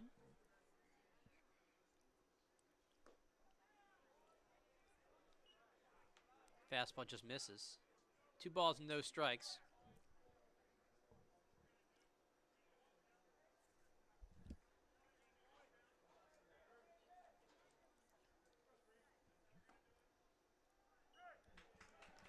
We have a stop.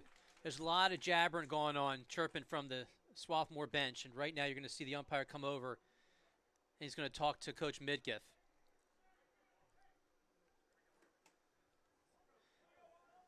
Looking at the bench, Midgiff does not like the strike zone this afternoon.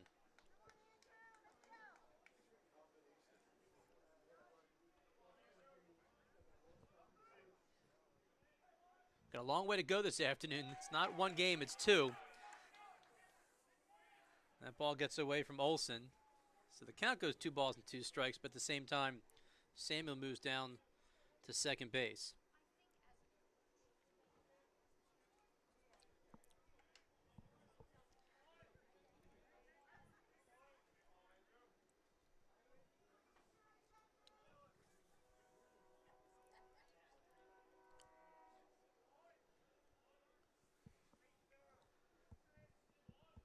Here comes the pitch. And we are full. 3 balls and 2 strikes. A frustrating game number 1 for the Garnet. The good news is, regardless of how this game goes, it's all in front of them in game number 2 again. Just stays alive. Good job by Desitels.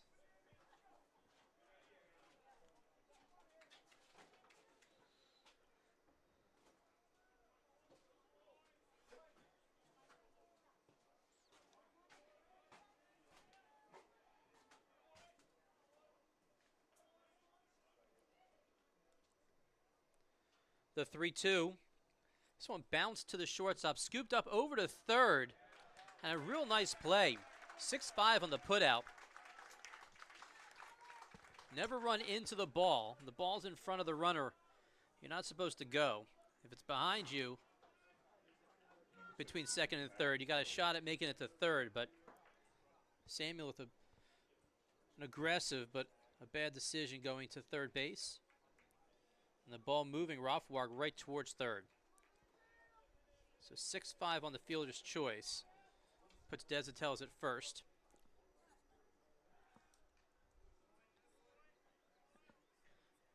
This is number 16. Pat Elliott from Bluebell, Pennsylvania. Springside, Chestnut Hill. Hits this ball hard off the mitt of Mutz. Did a good job knocking it down. If that gets by him, a run could score. But instead, we just have first and second now on the infield single.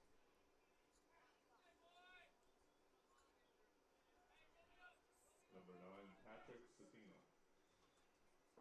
Patrick Satina steps in, the left fielder, a freshman. He's got that home run.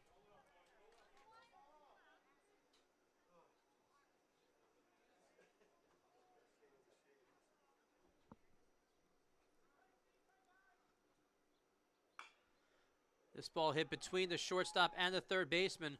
Run's going to come home.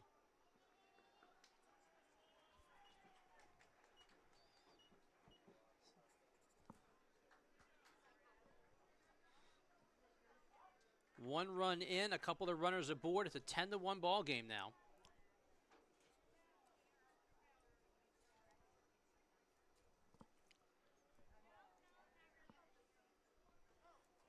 Number 8, Evan Vargas. Here's Evan Varga, number 8.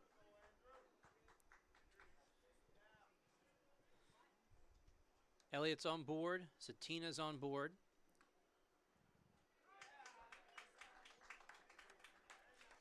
Franklin Marshall has hit double figures. This is the most runs that Swarthmore has given up in conference this season.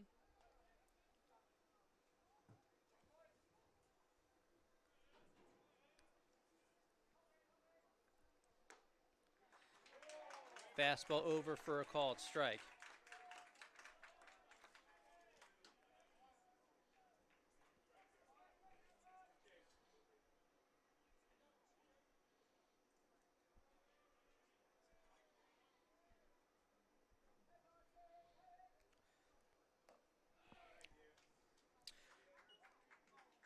Franklin Marshall is a 3-time conference champion.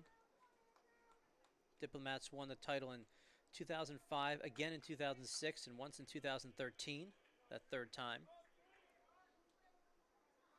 They've also hosted 3 times. They're looking to make it 4. That is strike number 3 and out number 2. We'll go back to the top of the order. Number 2, Tommy Denlinger. Here's Denlinger.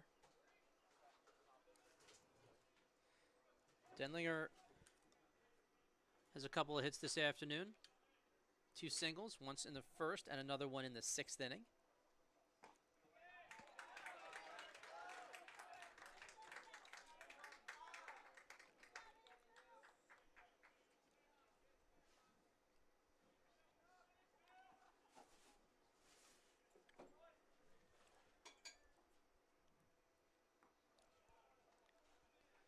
Counts even, 1 ball, 1 strike.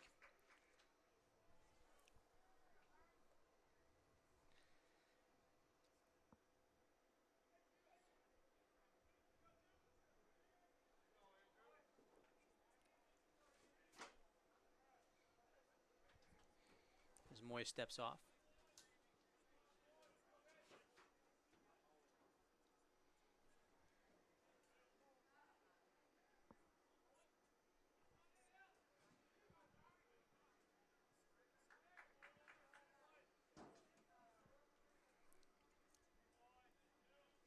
Couple of runners on with 2 outs from the stretch.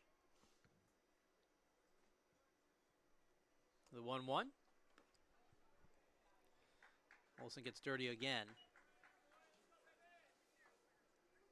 Olsen has the defensive play of the day when he picked off a runner at second base. Leaning a little bit too far.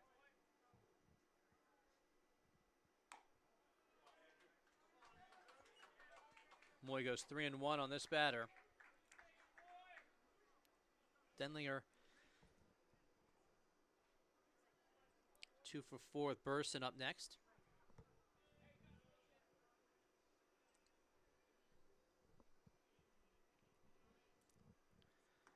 3-1's inside. And the bases are now loaded. Still 2 outs. Number 23, Spencer Burson. So Elliott is now at third. Satina is at second. Denlinger is at first. And just Spencer Burson, who only has a home run this afternoon and a single and a run scored.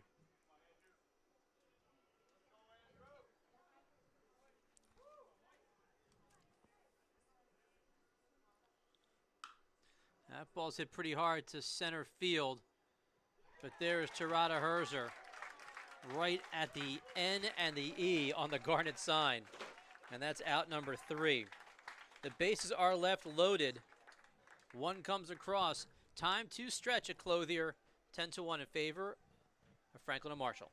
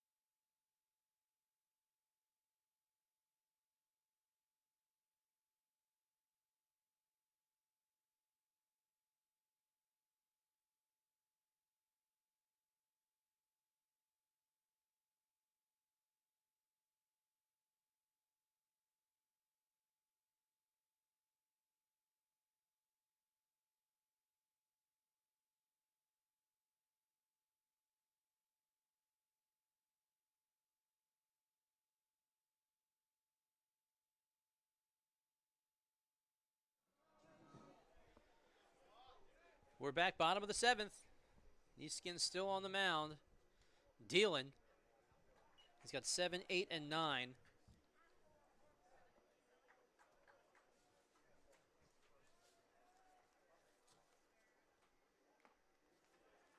One ball and one strike.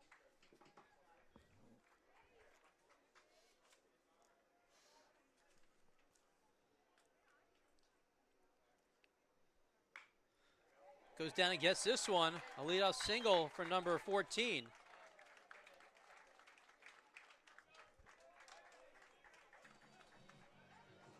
Jabbar reaches for the first time this afternoon. Nice to see him go to left field as well. He had grounded out to the first baseman twice already today.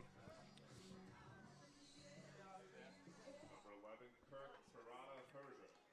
This is Kurt Terada-Herzer. So what's there to gain right now for Swarthmore? I mean, down 10-1. It's the bottom of the 7th.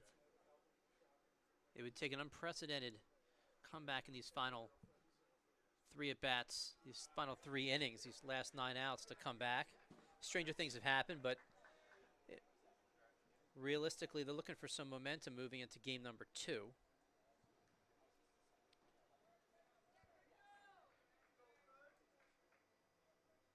Once they wipe away game number 1, it's a winner-take-all in game number 2 this afternoon.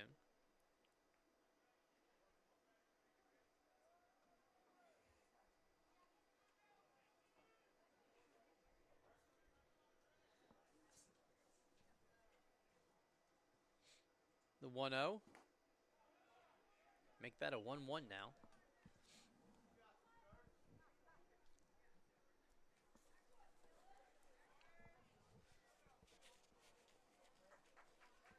Terada-Herzer 0 for 2. Runner goes. I'll have to come all the way back. Only the 1 stolen base this afternoon for a team that loves to run, but they haven't had a ton of base runners, just the 2 hits so far this afternoon. They've been hit by a pitch more times than they've picked up a hit. 3-2. 3 hit by pitches as opposed to 2 hits this afternoon.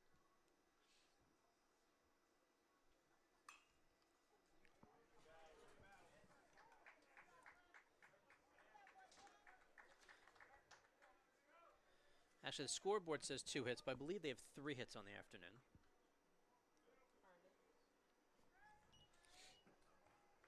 Yeah, because Mutz has 2. We just had that one from Jabbar's. They had 2 hits coming into this inning, but make it 3 overall now.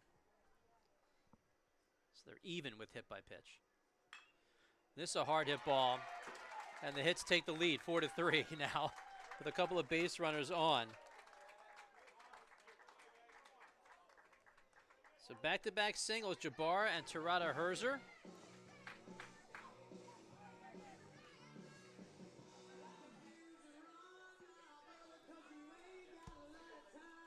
And here's a pinch hitter in the 9 spot. Here's number 25, Emmett Reynolds will hit for Olson. Reynolds batting .235 this season. He's appeared in 32 games. And now we'll have a meeting at the mound. The first time we've seen a meeting this afternoon. For the Diplomats, at least.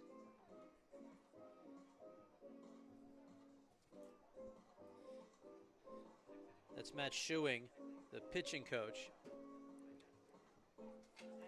Most of the time, if there's a pitching change, you'll see the head guy come out there. You'll see Horning come out. So this is more strategy likely than anything else. Maybe buying a little bit of time as well.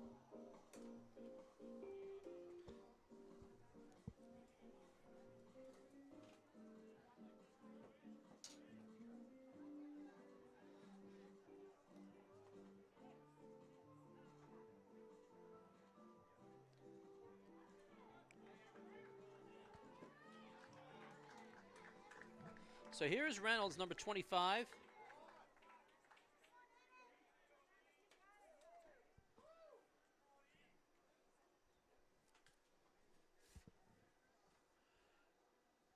Reynolds is a junior.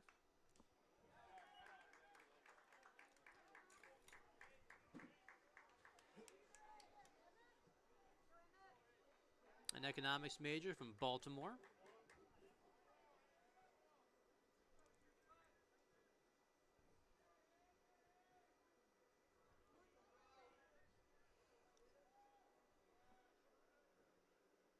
The 0-1.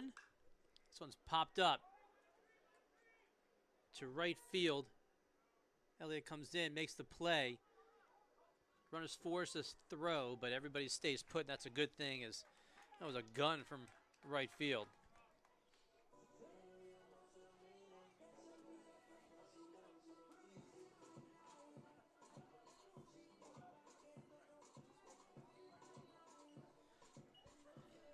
Let's go back to the top of the order. Number 18, Max Rothward. Here's Rothward.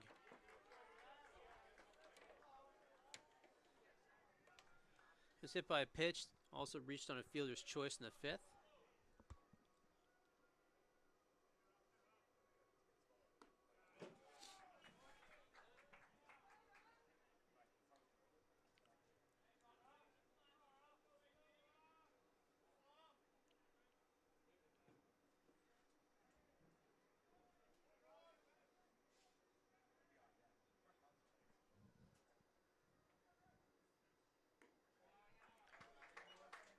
It's going to be interesting if Swarthmore can come back and win game number 2, short of a miracle here in game number 1. They would host, of course, next week. The softball team is also going to host the tournament. The ladies, the number 1 seed, already wrapped up the number 1 seed, 22-4 on the year. In conference, 13-1. And they're wrapping up the regular season at Dickinson, so they're on the road. No score in their first game. They're playing at 1-3, so they're still early in that first game. This one's bounced to the shortstop. Little hop to second and out at first. A 6-4-3 double play, the second of the afternoon, ends any chances of runs here in the bottom of the 7th for the Garnet. We have played 7, 10-1.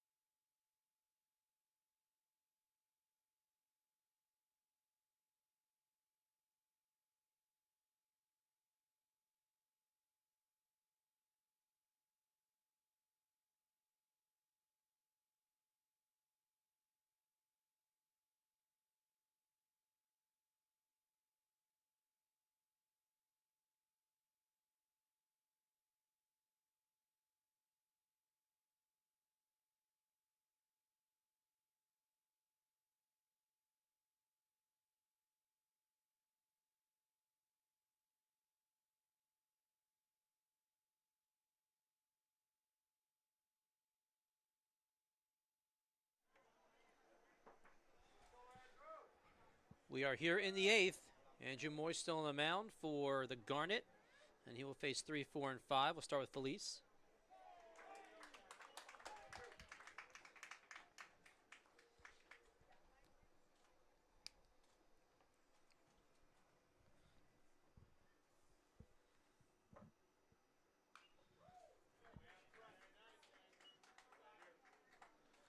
Felice with a couple of hits this afternoon, officially 2 for 4. There was also defensive change for Franklin and Marshall this past half inning. In left field, Drew Butera moved in place of Satina, Patrick Satina, so he takes his seat.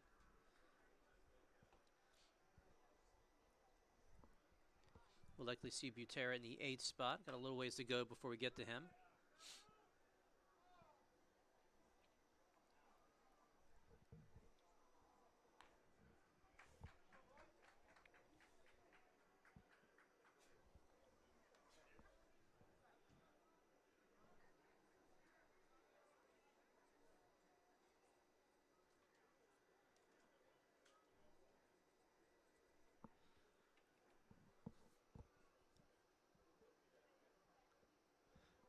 Ball found its way out into right field.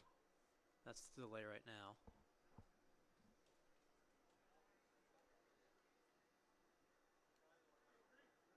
And a couple more balls out in right center field.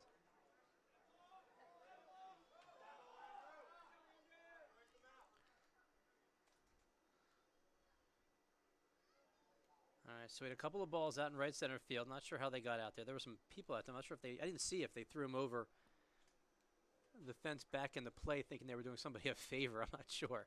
But either way, 1 ball and 2 strikes to Feliz. Number 14 holds back, and the count goes even.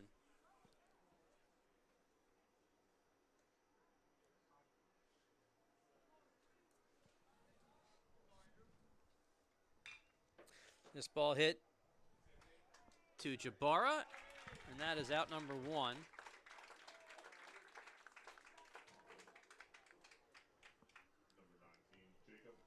Here's Jacob Hoffman, the designated hitter. He is 1 for 3. He doubled in the 3rd and scored, also walked in the 1st. A couple of ground outs to Luke Mutz.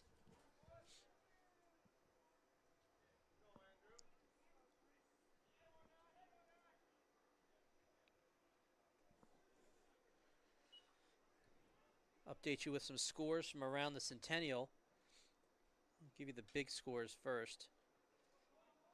Hopkins is beating Haverford right now. That game at Haverford.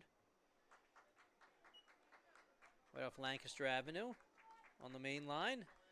Hopkins is up 6-2 in the 6th inning. The other big game to keep an eye on, because again, Haverford needs 1 win to advance. Hopkins needs a sweep. So this ball is hit to center field. Serrata Herzer is there for out number 2. The other big game is Washington College at home on the Delmarva Peninsula, and they're beating Dickinson.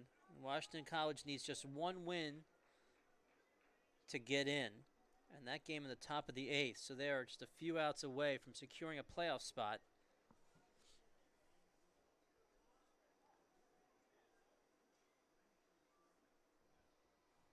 This is Will Samuel.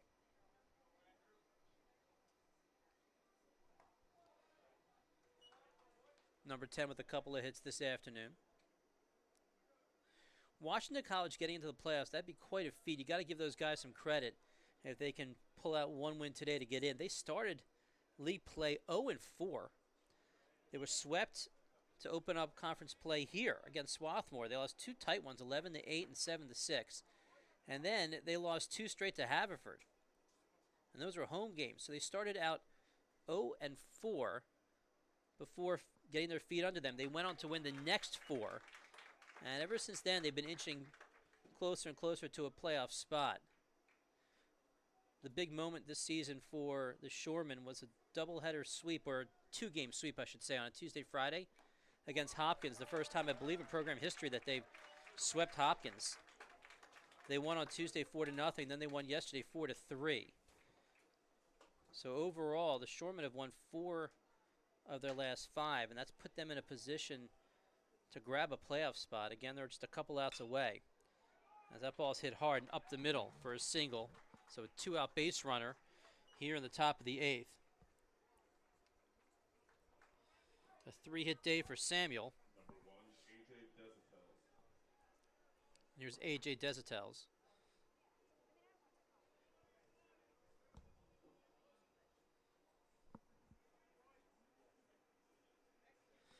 Desitels 1 for 3. He has a single and a run scored, also walked. Just the single run for Swarthmore came in the first inning. At the time, it made it a 2-1 ball game. You figured we're going to have ourselves one of those days, one of those tight games, but it has been anything but.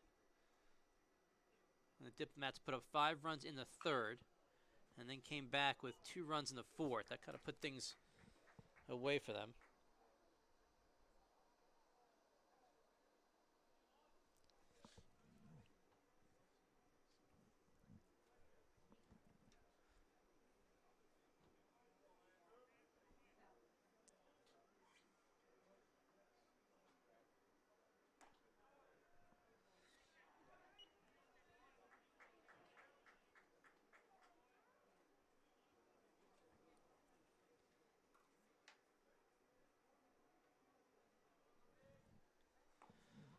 The pitch just misses. Fastball high.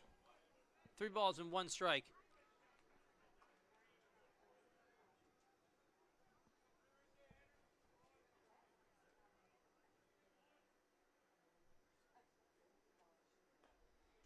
And there's strike number 2. 3 balls and 2 strikes with 2 outs. You'll have Samuel running on the pitch.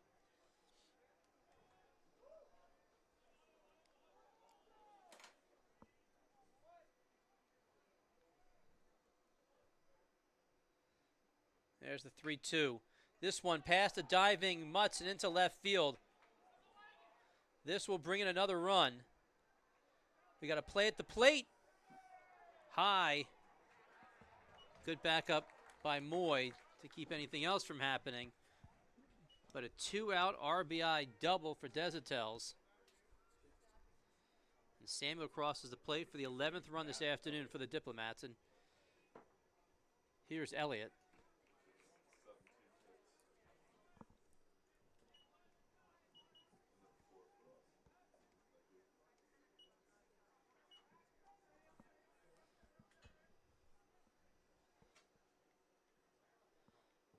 Elliott's got a couple of hits, including a triple in the third.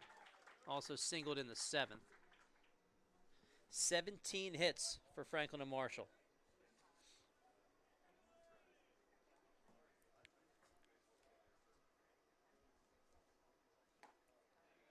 Just holds off on the fastball. I do see Butera on deck. He came in left field for Satina. So Satina Butera will take over also in the 8th spot of the batting order.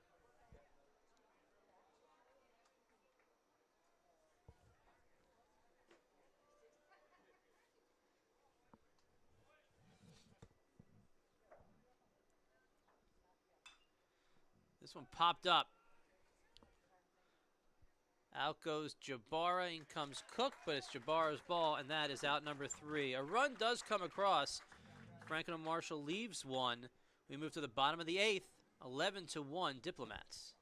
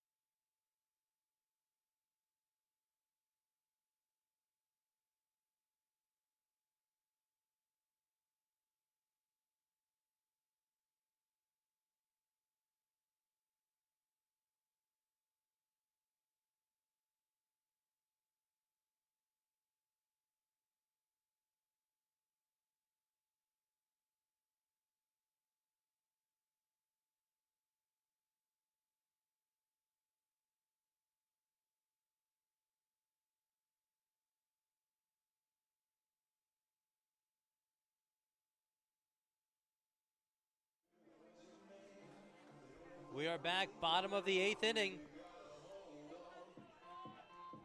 We'll see Luke Mutz, Burgess, and Cook, and a new pitcher. Number 21, Brooks Rush, a junior, comes in for Neeskens, who had a heck of an afternoon.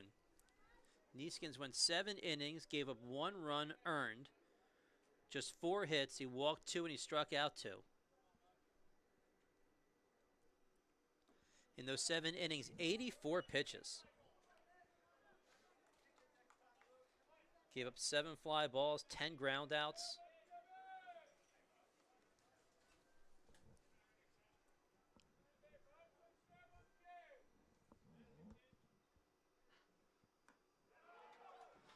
And down goes Mutz, swinging to lead off the 8th. The first time this afternoon, Mutz has been retired. He was 2 for 2, was hit by a pitch. Here's Austin Burgess, who's hit the ball hard today but has nothing to show for it.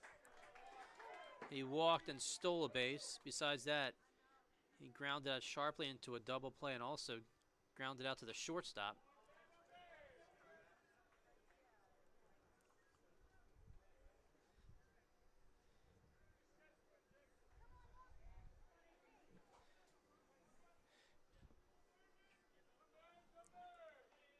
This game continues to go along like it is, as that ball is popped up to the left side. And there's Feliz for out number 2. If this game continues to go as it is, you're going to see Kyle Roach. He'll be the starter in game number 2, most likely for Franklin and Marshall. And you'll see Mr. Barry, Edward Barry, start game number 2 for Swarthmore. Coach Midkiff was hoping to hold Barry out of today altogether. Swarthmore had won game 1 here. He wasn't going to pitch him at all today. But he's been the most consistent starter this season for the Garnet. So he will get the start in game number 2. He's used to pitching game number 1. Usually see him game number 1 on Saturday. But again, just this one win. Coach Midkiff was hoping they would just win this game and they wouldn't have to put their ace on the mound. And that would put Barry in a position to be facing Franklin and Marshall likely next weekend after not having seen him. But now Coach Midkiff has no choice but to put his ace on the mound in game number 2. And they'll throw the kitchen sink at him. My guess is at some point, depending on how things go, you'll see Zach Camp as well in game number 2.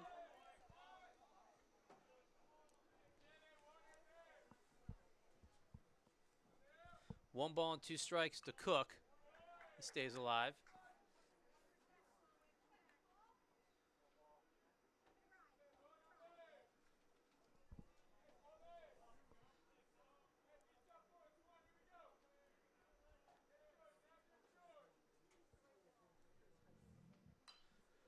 This one off the hands. An easy play at third base by Denlinger.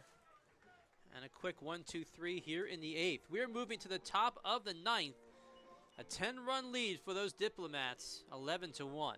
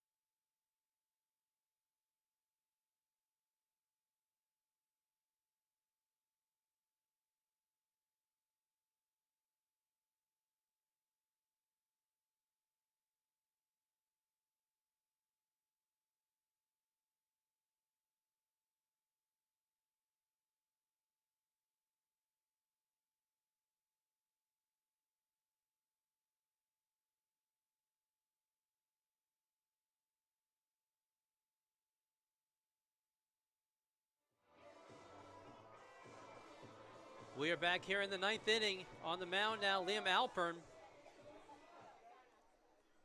He'll be taking over for Andrew Moy. Alpern has 6.75 earned run average, his 4th appearance of the year. He's also facing a new batter this afternoon. This is number 24, Drew Butera, an outfielder, sophomore, Collegeville, Pennsylvania, Malvern Prep graduate. He's in for Satina.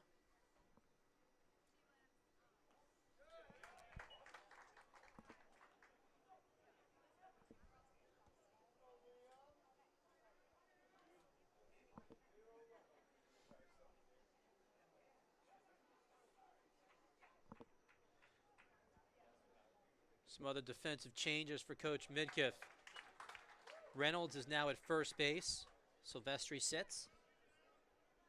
Johnson is in center field for Kirk Terada Herzer.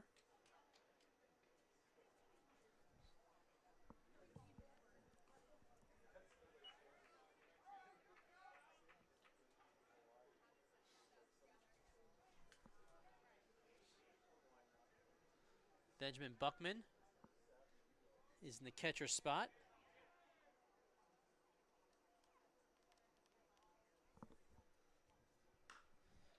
This one's popped up. It's one of the guys who has not been subbed in for. That was Nature Bar at second base.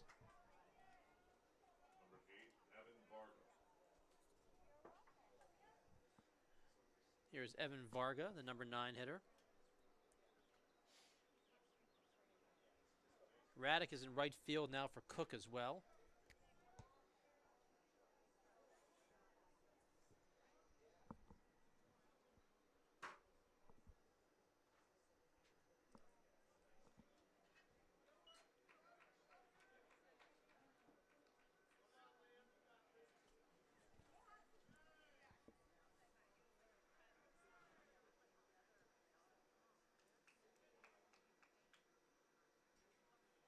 We have Josh Bean, number 24, in left field for Burgess.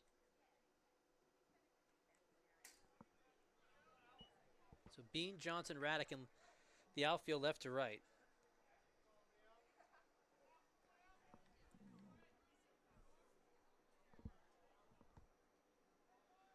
We have Briggs in at third base for Mutz.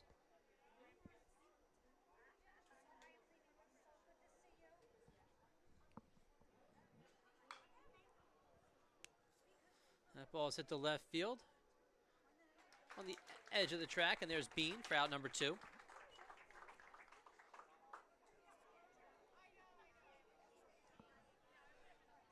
Go back to the top of the order. Denlinger. Number 2, Tommy Denlinger.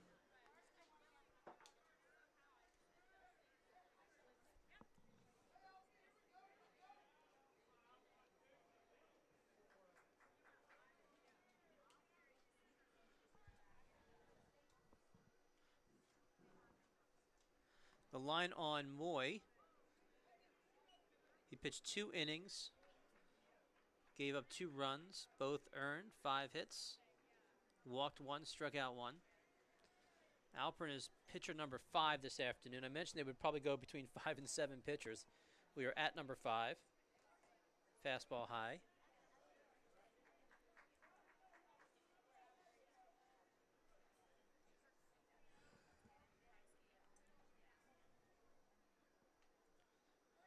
Congratulations to Washington College. The Shoremen are in.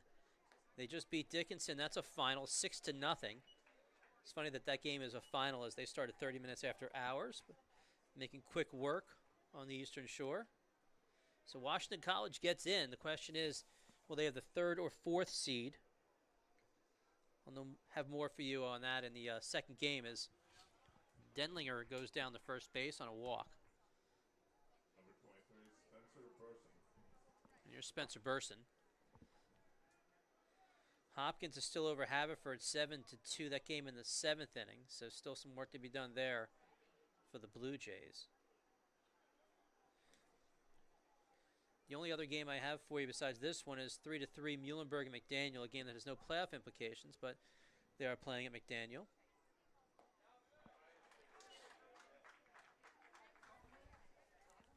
So Washington College gets in. They are 10-7 in conference. Again, after starting 0-4.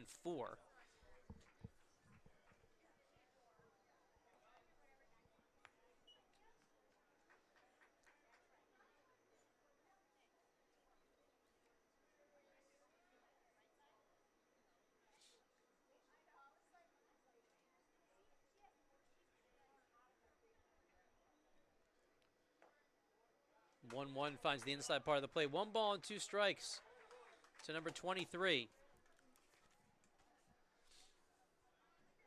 The bottom of the ninth, we'll see 5, 6, and 7.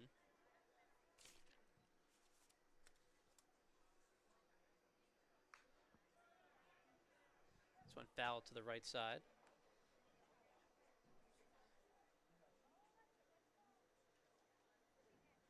If things stay the way they're going here in the ninth, Swarthmore will fall to 13-4 in the Centennial.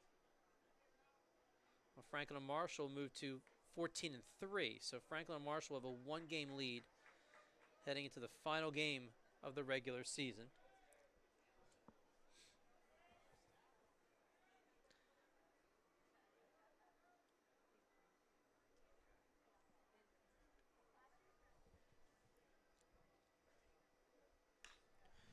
This ball flared to right. Raddick is there for out number 3. No runs, no hits, 1 left. We move to the bottom of the ninth, 11-1, Franklin and Marshall.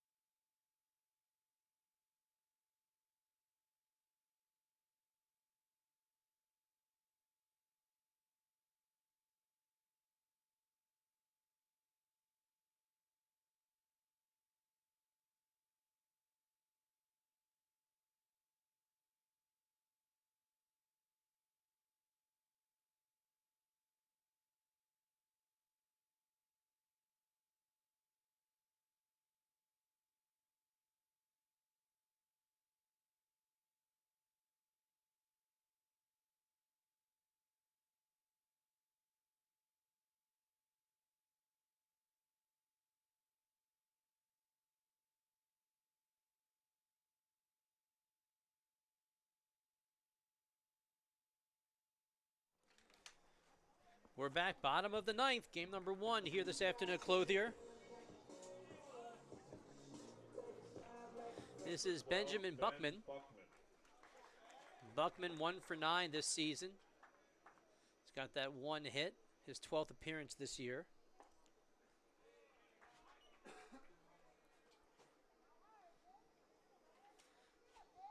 Buckman is a freshman from Chapel Hill, North Carolina.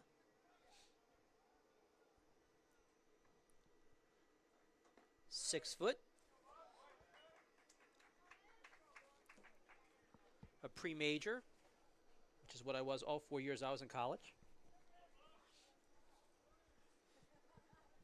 A bad joke. 2 balls and no strikes.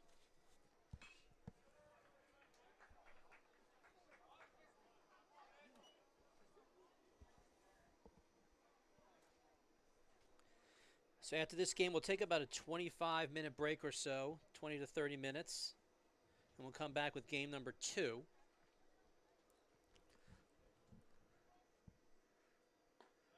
And it will be all or nothing for the number 1 seed here in game number 2. Again, both these teams are into the playoffs as a 1 and 2 seed. They'll both host on Thursday. But both teams want that number 1 seed. They want to host next weekend. And as remember, the Centennial Baseball, it's a double elimination. So everybody will play on Thursday. But nobody's going to be knocked out on Thursday. Everybody will come to the 1 seed on Saturday and then on Sunday next weekend.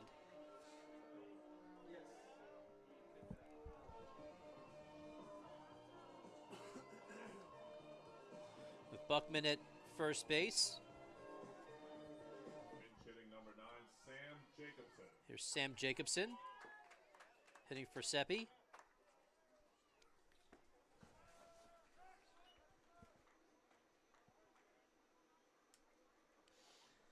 Jacobson batting .294 this season. 10 hits in his 34 at-bats.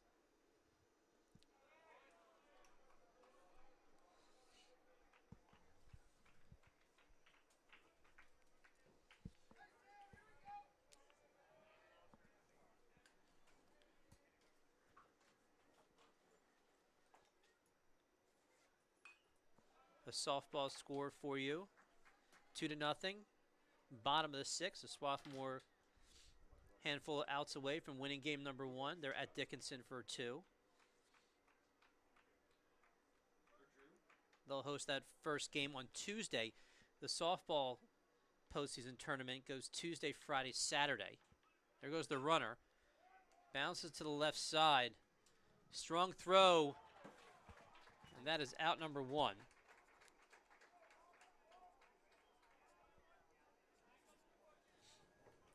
So Jacobson goes down officially on a fielder's choice.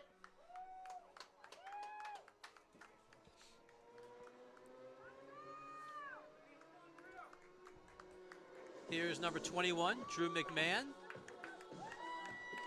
21, Drew McMahon.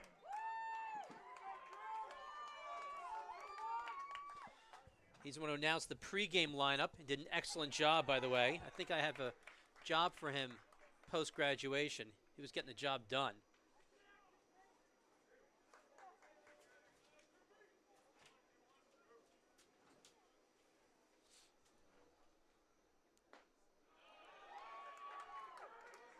And McMahon's a fan favorite right now. You can just hear it in the background.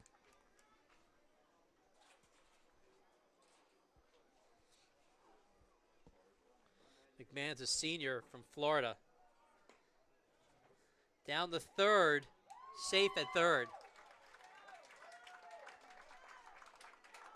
So that's a stolen base.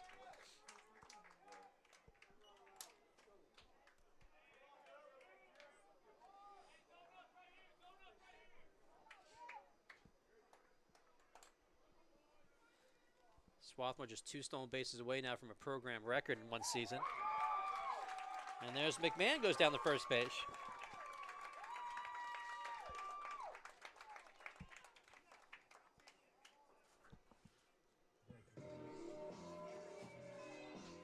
In steps number 36, Evan Johnson.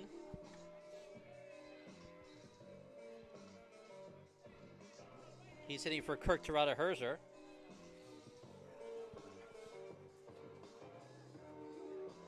Johnson 3 for 15 this season.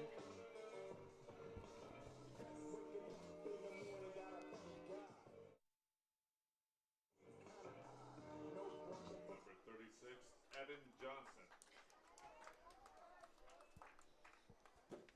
Runners at the corners. A couple of walks.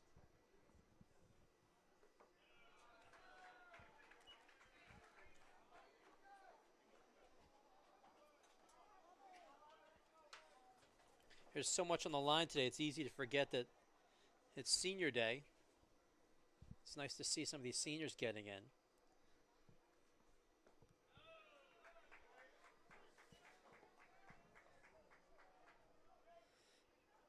Drew at first base being one of those seniors. Johnson's a junior from Bryn Mawr. Shipley.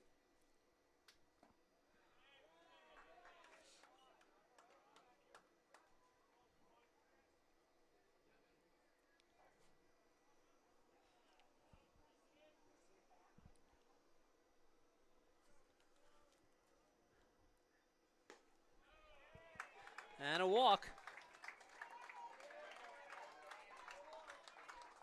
That's the third one this inning.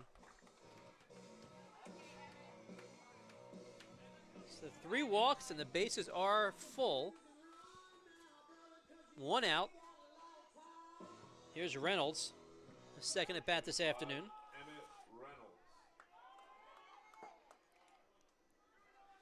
Now we're going to have a talk. Coach Schuing heads out. Talk to Mr. Rush.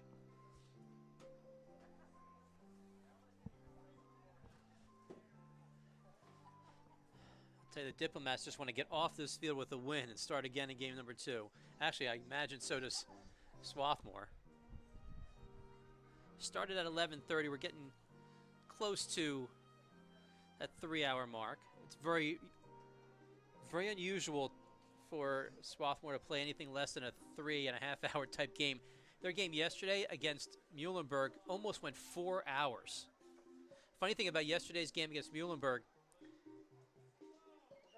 when I was watching some of the scores from around the league, and the Washington College game yesterday against Johns Hopkins ended with Washington College winning, so I went over to see where they were in the Muhlenberg-Swarthmore game. They both started at 3:30 yesterday, and the Muhlenberg-Swarthmore game was in the 6th inning when the Hopkins-Washington College game ended. So it goes to show you how long that game at Muhlenberg lasted yesterday.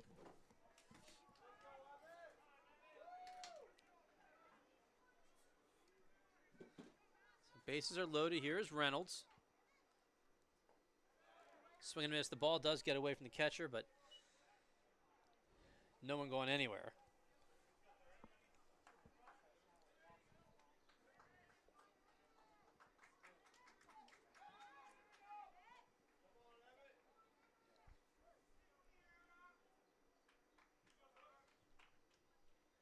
No balls and 1 strike. Make that no balls and 2 strikes. Big swing and a miss.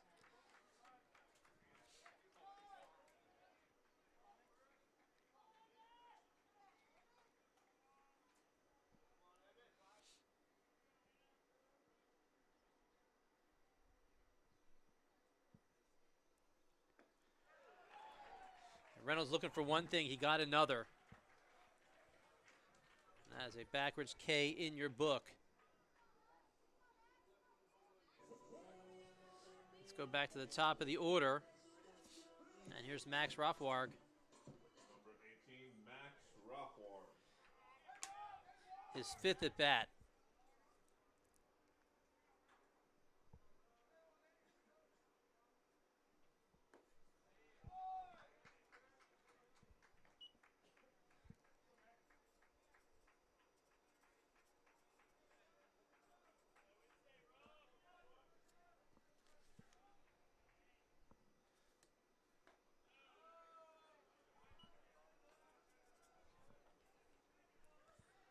Two balls and no strikes.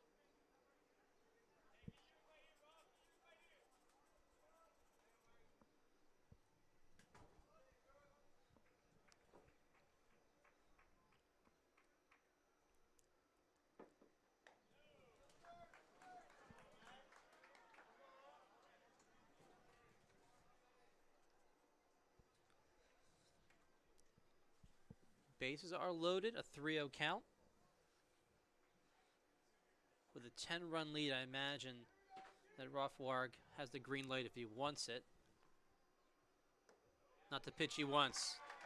And that's another walk, the 4th walk this inning, and a run comes in.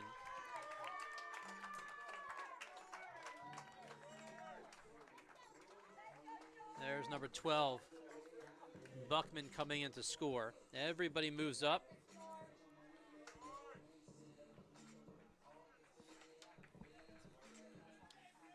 McMahon now at 3rd. Johnson at 2nd. Rothwarg at 1st. And here's number 4, George Briggs. He's hitting for Mutz. Briggs batting .214 this season. Looks at a curveball for a called strike.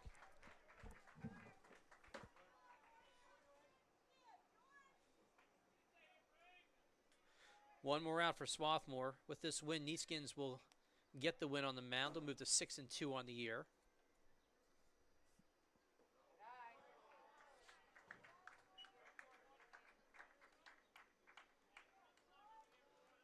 A lot of offensive stars in game number 1 for Franklin and Marshall. Samuel had 3 hits.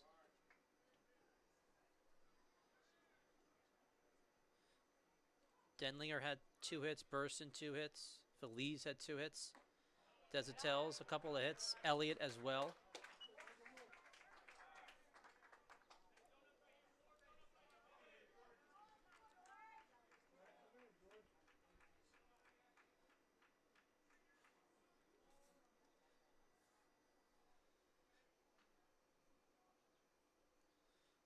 Two 1. Swarthmore down to its final strike here in game number 1. Again, we'll take a break after this game and come back for a winner take all. We have 3 of the 4 teams are into the playoffs in the Centennial. Got the 2 teams here. Washington College punched its ticket about 10 minutes ago. Still waiting for that 4th team. But we'll know that at some point this afternoon as well.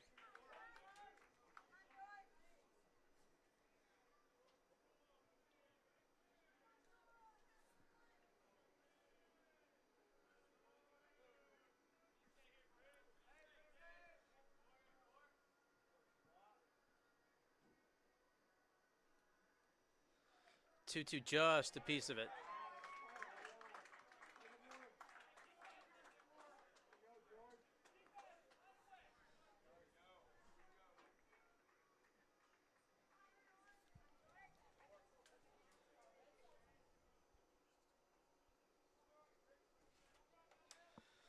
So Briggs staying alive on a 2-2 with the bases loaded.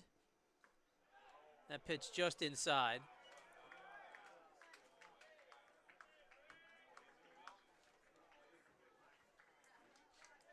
Ball was inside. I think the bigger breath was just that it was 2-2 with 2 outs in the bottom of the 9th. But that was a ball. So now 3-2. The runners can run on the pitch.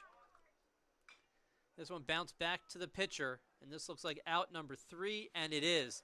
And that will do it for game number 1. 11-2 is your final. 11 runs, 17 hits for the visitors of Franklin and Marshall. 2 runs, 4 hits, 1 error for the Garnet from Swarthmore. So the regular season champion will come down to the very final game of the regular season. We will take a break for the next 30 minutes or so and come back with game number 2, a winner take all here in game number 2 coming up on the Garnet Sports Network. Until then, I'm Matt Fine. Hope to see you back here real soon